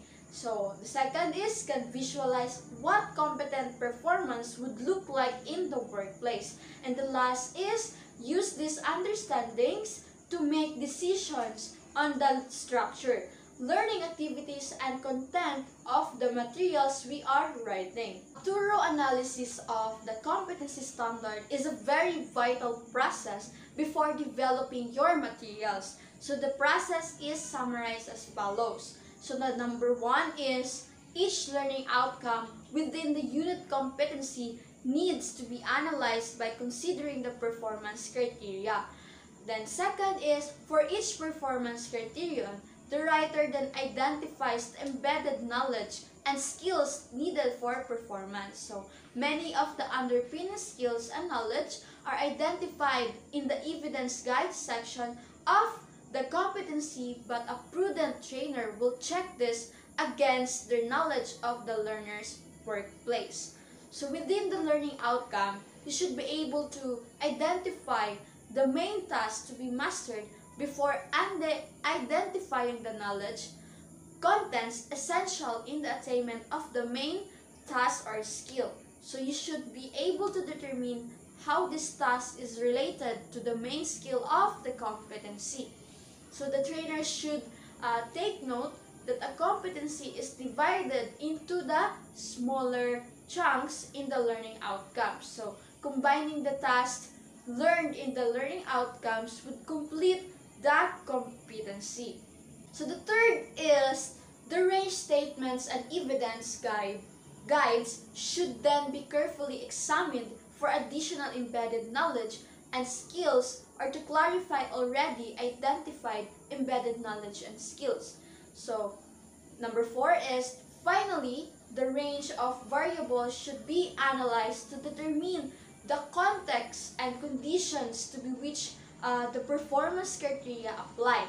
And the 5th is overlap in knowledge and skills to be various learning outcomes and competency should be identified so that you can efficiently structure your CBLM, or the competency-based learning materials. So when we say training regulations, it defines the knowledge, the skills, and attitudes or value required for competent performance in the workplace. So that is my part, and the next reporter will be Miss Janine Pileño. She will discuss the third factor, or the training characteristics to be considered when developing the competency-based learning materials. In this topic, we will going to discuss the training's characteristic and the suggested ways to overcome it, and also the characteristic of adult learners and learning styles. Training's characteristic. Potential barriers to learning may take its true root from the training's characteristic. As the trainer, you should be sensitive of these possibilities so that you can overcome these barriers. One of the potential barriers of the trainees is the language literacy and numeracy. Low language literacy and numeracy fact among the trainees in Philippine Tibet. To overcome this, use simple language, emphasis on pictorial and learning materials, pairing or body approaches, and ensure references materials include simple text. Second potential barrier of the trainees is the diversity. Diversity in gender, age, disabilities, sexual orientation, cultural background, and socioeconomic status. To overcome this, consider the diversity of potential learners in designing and writing materials.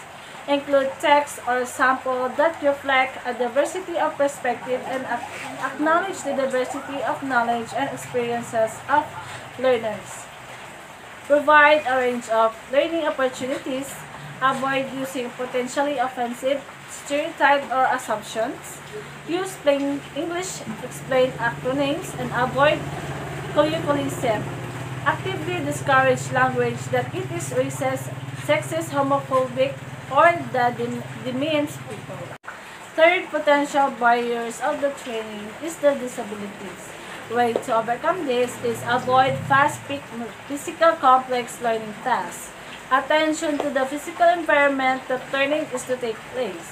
Choose plain English in training materials where possible. Make them available in large print and electronic formats. be flexible in your training options. You should also consider what support may need to be offered and consider reasonable adjustment in assessment. The fourth potential barriers of the trainings is the personnel. Others frequently have significant constraints to their capacity of motivation to engage in learning activities. Families and work commitments frequently mean time is a premium. Other personal barriers may show up because of bad experience in school or stigma attached to the lack of skills and knowledge. Provide support and understanding for adults who are striving to learn. Some learning may need to be designed to affect a change in learners' belief and value system. Accommodate different learning preferences in design of delivery of training or learning and also be flexible. The last one of the potential barriers of the trainings is the isolation. Location of training venue or learning support in relation to the learner or other providers to overcome this. Provide information or support for transport to the learners. Consider how you can improve access to face-to-face and other forms of support when using distant learning methods. Facilitate networking with other learners or people who can mentor or coach the learner. Key characteristic of adult learners. Adult learners design that learning be relevant, task-oriented, participatory or two-way communication, friendly or controlled stress, positive feedback, varied demonstration, case studies, or role play, not just lectures, and built on past experience. These characteristics are based on the following 8 principles of adult learning by Sullivan et al. 1995. The learning must be productive when the student is ready to learn through. Although motivation is internal, it is up to the clinical trainer to create a climate that will nurture motivation. Learning is most effective when it builds on the student already knows or has experience. Learning is most effective when students are aware of what they need to learn. Learning is made easier by using a variety of training, methods, and techniques. Opportunities to practice skills initially in controlled or simulated situations, example to the role play or use of anatomic models, are essential for skills acquisition and for development of skills competency. Repetition is necessary to become competent or frequently in skills. The more realistic the learning situation of more effective the learning. To be effective, feedback should be immediate, positive, and non-judgmental. Learning style. In lesson 1 of this competency, we discussed about the different learning styles. This affects how trainees gather, organize, and think about information they acquire from learning. A deeper understanding of each of the learning style will help you varied activities both in facilitating learning assessment and in developing your learning materials. Since you are developing a learning materials which will cater to a wider audience, you should consider how trainees with different learning styles learn. So, 9 events of instruction. In 1965, Robert Gagne proposed a series of events that are associated with and address the mental condition for learner. Gagne created a 9-step process called the events of instruction, which conclude to and address the condition of learning. So the 9 events of instruction are the gain of attention, inform learners of objective, stimulate or recall of prior knowledge, present the stimulus or material, provide guidance for learning, elicit performance, provide feedback, assess performance, and enhance retention and transfer. So the first one is gain attention. Attention plays a very important role in student success in the classroom. Attention allows students to tune out unrelated information, background noise, visual distraction, and even their own thoughts. So, gain attention obtain students' attention so that they will watch and listen while the instruction present the learner.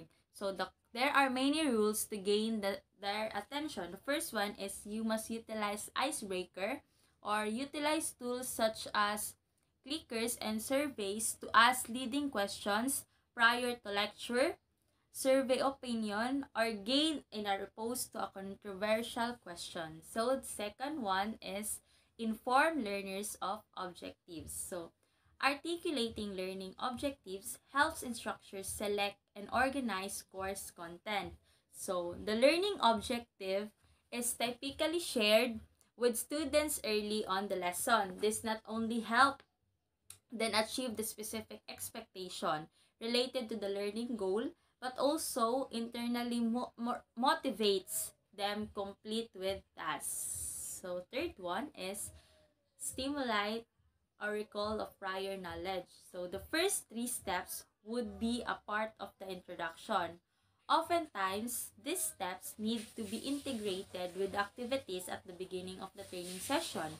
So after you gotten their attention and explain the lessons objectives, it's time to prime them even further and draw out their prior learned knowledge of the given topic. So number 4 is to stimulate or recall of prior knowledge. So material of a visual, verbal, and auditory nature used to communicate certain ideas to enable them to be researched or to stimulate discussion of relevant topics.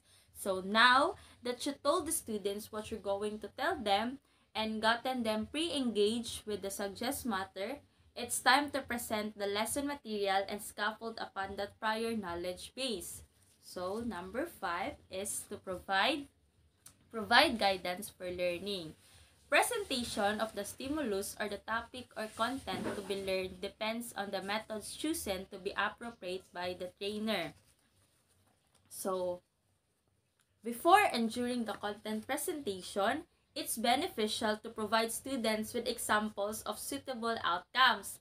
This way, there is no confusion about what will be considered acceptable versus what fall outside that range. So, the point here is to help the information be understood in the present and stored deep enough so as not to be forgotten the moment they walk at the door. So, in other words, they must remember what is taught of. Number 6, elicit performance. Every content should be given an opportunity to practice. Knowledge contents would require you to prepare yourself, check, while skills to be mastered should be provided with task sheet, operation sheet, or job sheet. So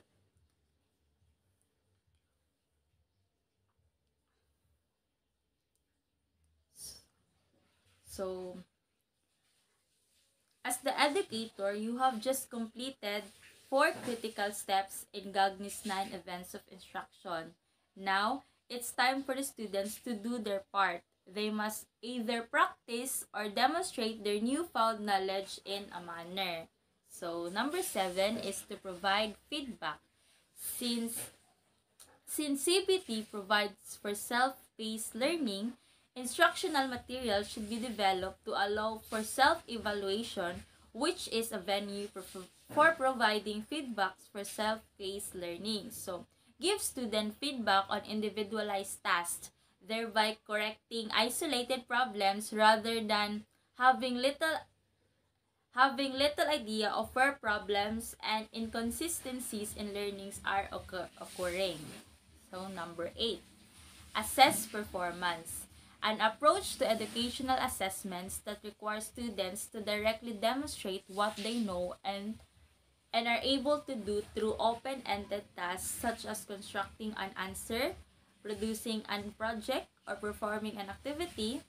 Although CBT allows for self-evaluation, the trainer should always assess trainees' performance using the performance criteria checklist or the instructional competency evaluation tools.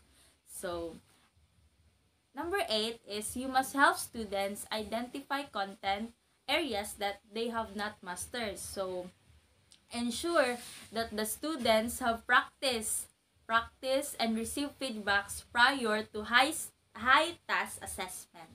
So, the last one is to enhance retention and transfer.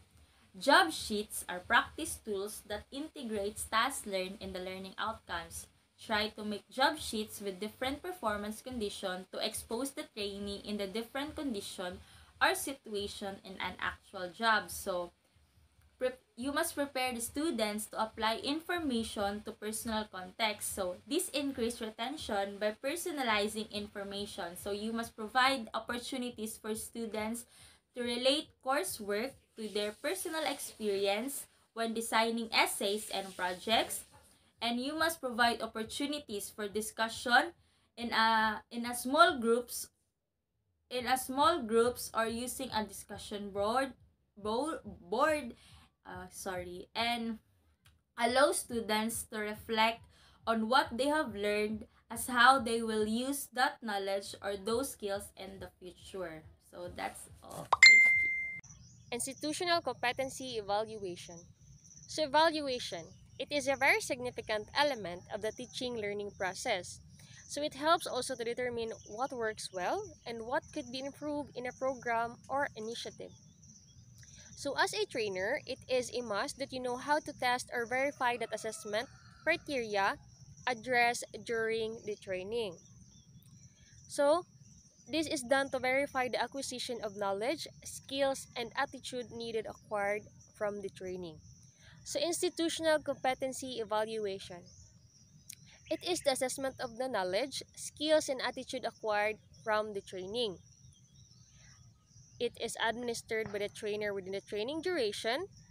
Trainees also should be evaluated after competency. No trainee should be allowed to transfer to another competency without having been assessed. So first, it is the assessment of the knowledge, skills, attitudes acquired from the training. So for example, I am now currently under the one of the program of TESDA, the Training for Work Scholarship Program. So with the qualification of Front Office Services and C2. So ngayon, natapos na kami sa aming training session. So naghihintay na lang kami for our final assessment. So that assessment will serve as our evaluation to test if we really have acquired knowledge from the training session na aming ginawa. Then also dito malalaman kung ano yung kulang pa sa amin para makaproceed sa next or para sa aming future na job. The next is, it is administered by the trainer within the training duration. Also, yung mga trainer namin, bago yung final assessment is, we do a pre-assessment para ma-ready kami or ma-assess pa yung kung ano pang kulang para ma-assess pa kung ano yung kulang at malalaman kung ano pang dapat naming malaman at gawin for the final assessment. Then trainees should be evaluated every after competency. So as a trainees, dapat ma-evaluate kami every competency. So di kami pwedeng makaproceed sa next competency if hindi pa kami na-evaluate sa aming current na competency. The next is, no trainee should be allowed to transfer to another competency without having been assessed. So, just like what I've said kanina, bago kami makaproceed sa next competency, dapat is may mag-assess or maka-assessment pa kami. Next, for the purpose of competency-based training or CBT, assessments are usually given for the following purposes. So these are the purposes bakit may assessments or may evaluation na nagaganap. So to validate the current competencies of trainees, So, to validate kung ano ng competency ang mayroon ang trainees. The next is to measure how much trainees have learned in the training session given. So, dito malalaman kung hanggang saan lang ang nalalaman ng isang trainees within that training session na naganap. The next is to help diagnose trainees' problem and guide future instructions. So, dito rin matutulungan ng mga trainers ang mga trainees sa kanilang mga problema or kung may hindi sila may kulang pa sa mga kaalaman, and also to guide future mga instructions. Trainers can also ask questions sa mga trainees for them to, or for us trainees na maging knowledgeable enough. The next is to decide whether trainees are competent or not. So by this assessment or evaluation, dito mo malalaman if you are ready or you are capable enough to proceed or for your future job or as a future FDA or front desk attendant. Okay, next, the institutional competency evaluation tool. So these are the following tools: task skills, task management skills, job role and environment management skills, contingency management skills. So first is the task skills. So in task skills, it is performing the task or job to the required standard. Next is the task management skills, where you can able to do more than one thing at a time and managing the work currently. Next is job role and environment management skills, or the outcomes. It is able to deal with the responsibilities and expectations of the work environment. Then lastly, the contingency management skills. It is responding appropriately to irregularities and breakdowns in routine within a job or in the workplace. So characteristics of good evaluation tools. So first, reliability. Reliability refers to consistency of scores by the same person when re-examined with the same test of different occasions. Your test is reliable if your test is consistent in testing what is trying to test. So your test is reliable if nakikita mong natitest talaga kung anong gusto mong matest as a trainer. So characteristics of good evaluation tools. So reliability. So reliability refers to consistency of scores by the same person when re-examined with the same test on different occasions. Your test is reliable if your test is consistent in testing what it is trying to test. So your test is reliable if you can really see na it really tests the trainees, yung matitest talaga yung trainees kung saan lang yung kaya niya. The next is factors that may affect reliability. These are the following: length of the test, difficulty of the test, and objectivity. So first, length of the test. The longer the test, the higher the reliability. Kasi the longer the test is more informations or more marami kang malalaman kung saan pa ang kulang or dapat pang i-assess sa trainees. Next is difficulty of the test. So the bigger the spread of the scores, the more reliable the measured difference is like to be. So items should not be too easy or too difficult. So next is objectivity. This is achieved if scores are independent of the subjective judgment of individual examinees. Then, to increase the reliability of the written test, we do the item analysis.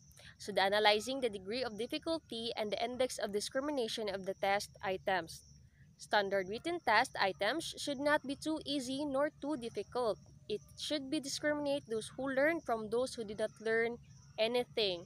So, by taking this test, dito mo malalaman or dito mo makaka-categorize ang mga trainees kung sino talaga yung may na-learn sa walang or sa mga may kulang pa, may dapat padagdagan ang kaalaman about the training. The next, the validity. So this is the degree to which the test actually measures what it purports to measure. It provides a direct check on how well the test fulfills its functions. So factors that influence the validity of the test: appropriate of the test items, directions, reading vocabulary and sentence structures, difficulty of items, construction of test items, and no ambiguous items or leading items. Third, objectivity. The test must be fair to all the examinee. The next is discrimination. It must pick up the good examinees from the poor. Lastly, ease of administration and scoring. The test must have the right length and the level of sophistication to do the job. Then parts of the competency evaluation tools are evidence plan, written test, performance test, questioning tool with answer. The next reporter will be Ms. Lauren Panes to discuss workshop layout and the difference between conventional and CBT layout.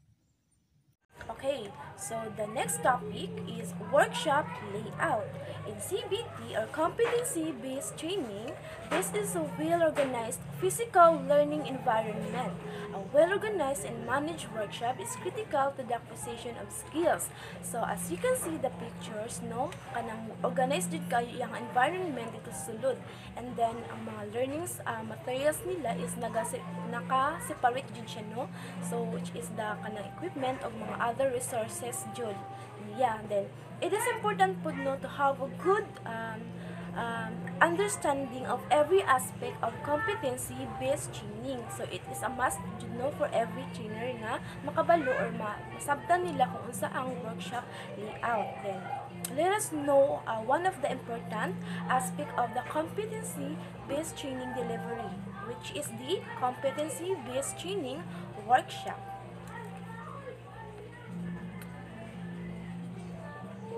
So, next is when planning to lay out your shop, consider the following principles of competency-based training or CBT. So, first principle is training materials are directly related to the competency standards and the curriculum.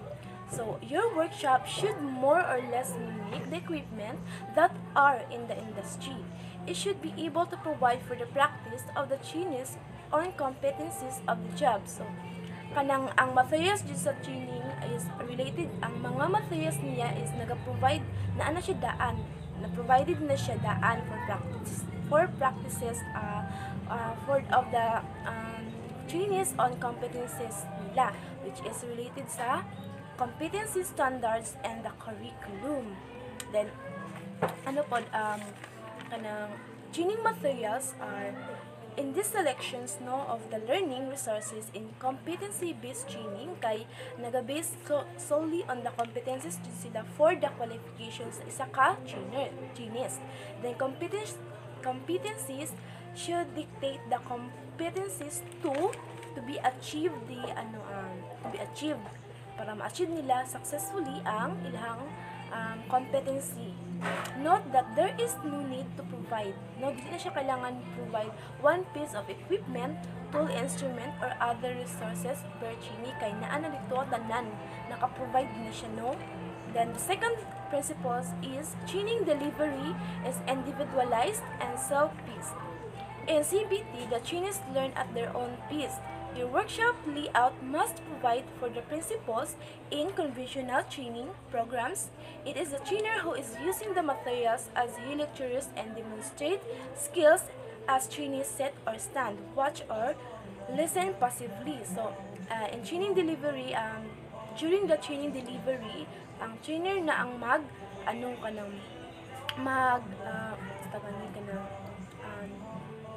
kanang mag-lecture sa or mag-demonstrate sa trainees. Kanang para ang kuan na lang ang mga kanang trainers na lang kay mag-ano na lang sila, kanang maminaw na lang sila, which is kanang or gina-lecturean sila kato nga materials by using the materials na ilang ginagamit for kanang conventional training, kanang ilailahan lang good ba. Then the focus of the layout is providing individual or small groups with high quality, no, kanang high quality jud kaayo ang kanang ilahang kanang materials for learning. So naga-provide na jud no in every individual training. Then the next is the components of the workshop should therefore be laid out in such a way that trainees will be able to use the learning resources individually. A lecture room is not necessary. So auto siya. Then, okay, we have here the differences between conventional and CBT layout. So, naadyo kalahian. So, we have here the two column, which is the conventional and CBT or competency-based training. So, in the conventional, is many students are working on the same task at the same time. So, kailangan kay ang student kay kung mag-work sila is kanang time to time jud siya no. Kanang wala sila typical day kung usay kanang adlaw silang mag-ano kay then sa compare sa kuan sa CBT kay typical day. Trainees may be working on several different tasks requiring different materials, resources, and spaces. So, naadyo sila kanang nakaset jud sila og kanang adlaw or time kung kano sa ang trainees mag-work or kanang mag-ano sila na different tasks requiring different materials. Then, next is, the entry class usually takes written test as group. So, ang conventional no kay kanang sa class nila kay usually kanang mag-take jud sila og mga mag-take note jud sila og mga or mag-test go pa i-test ilang as a group. Then ang competency based training kay kanang an individual trainer or small group takes self checks when ready or requiring a separate quiet or secure area. So individual jud ilahang pag self checks. Then next is the conventional na pod. Theory is usually covered in classroom with a total group. So siya kanang sa classroom jud siya sa kanang naadyo dito atanan no. Then sa CBT is theory is usually integrated directly into the individualized learning materials for learning tasks requiring individual study pace. So kailangan jud no sa kanang competency based training kay direct jud into the individualized learning jud no ang pagkuan nila ang learning nga ilang ginabuhat. Then next is the instructor has to prepare the teaching aids, consumable supplies, learning materials, and other resources for a single lesson on a given day. So ang pag-instruct daw kay kanang gitagaan na sila og adlaw kanang muragi kanang gitagaan sa supplies or learning materials or kanang mga other resources sa isa ka lesson lang in a given a day. So muna then sa competency-based training naman is the trainer must make available to trainees the learning resources needed to receive instruction and practice several tasks on any given day. So siya no kanang sabotable naman siya. So next is the instructor is the primary user of instructional media, overhead or projector. So di ba kanang for example kanang mag-ano ta kanang sa classroom kay di ba ang ginagamit jud kay kanang when it comes sa kanang pag lectures is kanang ginagamit jud is projector para dito makita nato ang mga kanang ginagamit siya nga mga kanang materials which is the projector para sa instructional media. Then sa CBT naman is individualized trainees set up and use instructional media, DVD player or computer requiring both of tables and stage or storage areas for hardware and software. So kani jud siya is kanang individual trainees kanang when it comes sa instructional video sa competency based training kay naa siya kanang specific na materials or mga areas na dito dapat ka kanang dito dapat kanang gina-required ko na. Then next is the most students take performance test in pairs or small groups or at approximately the same time. So kuan siya no kanang performance. It's all about the performance kanang with within the time jud siya naga-perform ana. Then na siya approximately time.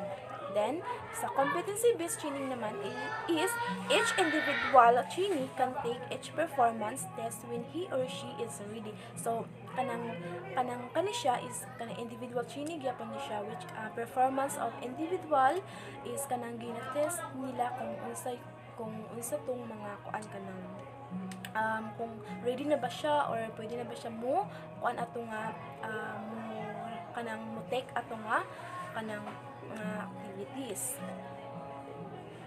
Then next is the when testing of a topic or unit is complete, the group usually moves on to the next topic.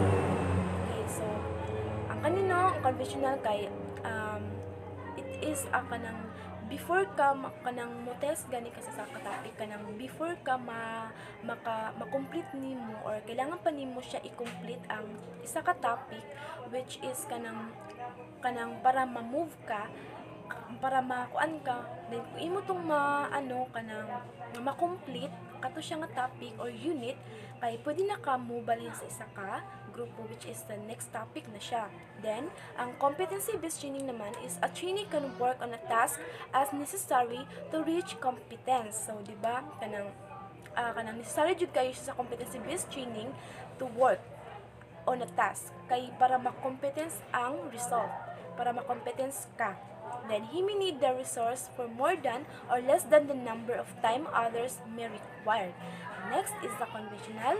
Last is the instructor provides extra assignments or responsibilities for students who complete the unit before the rest of the group. So dapat kay ang student before niya ma-complete ang isa ka unit or assignment, kailangan pa niya before siya mo kailangan pa niya ipasar to siya or ipasar pa to niya before ka before ang para lahi na pud ang mosunod nga mga grupo. Then in CBT naman is trainees start working on a new competency as soon as they have successfully achieved the preceding one. So as you can see, diba kanang in a trainee kung magsugod sila working og another nga competency kay diba kanang makuha na pud ka kanang or ma-achieve to nimo is kanang pwede na kamo adto sa lain nga kanang or mo-proceed na lain nga competency or para makakuha ka og mga kanang certificate or kanang mga for participation for the assessment. Okay, so that would be the end of my assigned topic.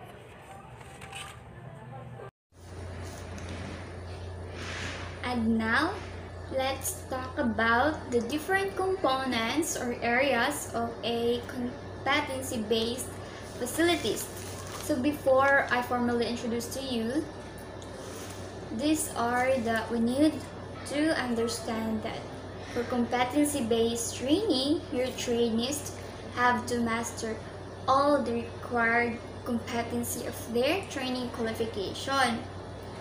For this reason, TESDA has identified different components of competency-based training facility.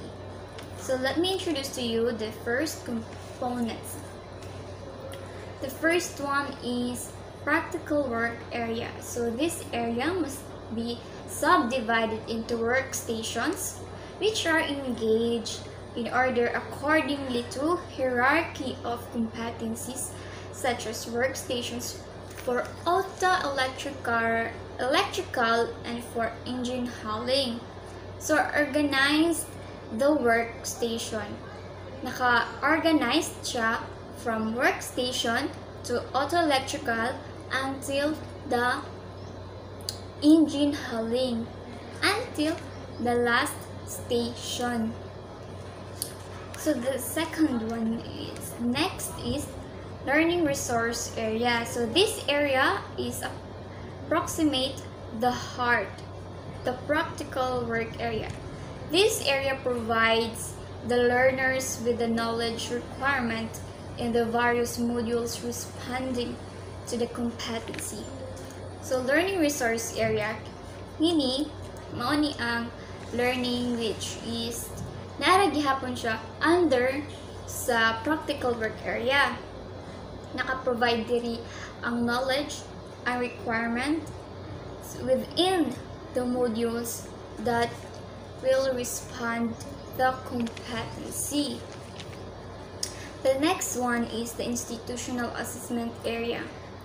So, it is located very proximate to the practical work area. This is where recognition of prior learning is done by the trainer.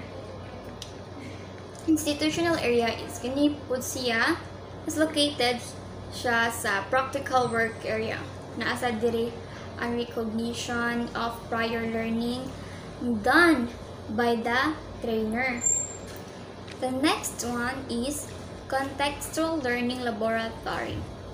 This facility ensures that the underpinning knowledge, science, mathematics, and communication principles is applied to the technology that are provided to the learners. So the facility provides a knowledge, the science, mathematics, and especially and the most important is communication through the use of technology na gi-provide for the learners. So the next one is quality control. So various tests aside from methodology and calibration are conducted in this area, including in process of quality control. So diri ginahimo ang quality process and quality check, and also syempre the quality control. Next one is the Trainers Resource Center. So this area houses the learning materials, training regulations, and the curriculum exemplar. So this area is naa diri ang learning materials, the training regulations, and the curriculum exemplars. Diri nimo siya makita sa trainer centers. So the distance learning, one of the major issue of TVET is accessibility. Muna siya ang major issue, the accessibility because of the distance learning. So this is the major objective of these components. Ang objective is i-enhance ang accessibility of TVET. Ang one of the issue is sa TVET. So they come up with a solution na mas i-enhance pa nila ang accessibility sa TVET. The next one is computer laboratory. So this laboratory has an array of computer units in which the learners are provided for them to learn and gain appropriate IT competency that may include Word, Excel, even desktop building, publishing as may prescribed in the competency standard and curriculum. So when you conduct the competency of IT, is mas gina-provide nila or mas needed jud sa ilahang training ang computer units. So there is sad na makita ang computer units provided for the learners. It is provided for them to learn and gain the appropriate competency for IT. The last one is the support service area. So this area provides value-adding competency as such for automotive service technician and C2. The welding competency address underpinning skills in the particular competency support service area. Since kabalumanta na, when it comes to automotive and welding, kailangan dyan siya proper tools, ay PPE for them, diba? Kay risky man po siya na competency. This area is making a support system sa competency nga need o syempre PPE and using the proper tools in this competency.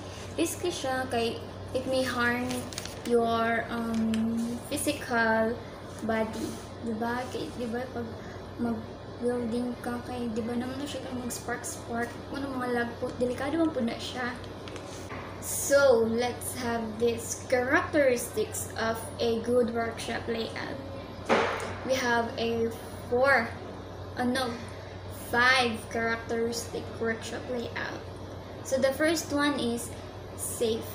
A safe learning environment is one of the most important consideration a trainer should consider in every layout. Of course, since ang imuhang workshop or ang imuhang training center is kanang risky man dyan siya, makamake man dyan siya accident because of the tools and the equipments, we should provide a safe learning environment for the learner, for the trainers, and the trainees. The second one is accessible. A good layout provides a circulation area both for the trainer and trainee. Lay out your workstations to allow easy monitoring. So, when you do proper layout, you should do it in detail, diba?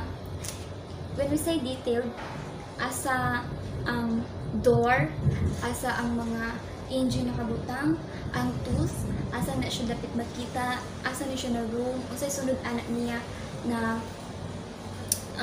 room, or unsay sunod anak niya na building. Ang anak good, make it accessible kay aron ma-avoid nato ang possible incident na may tabo. The third one is complete components. Lay out the 9 components of CBT prescribed by TASDA, depending on the functionality of the components in your qualification. Lay out related components next to each other.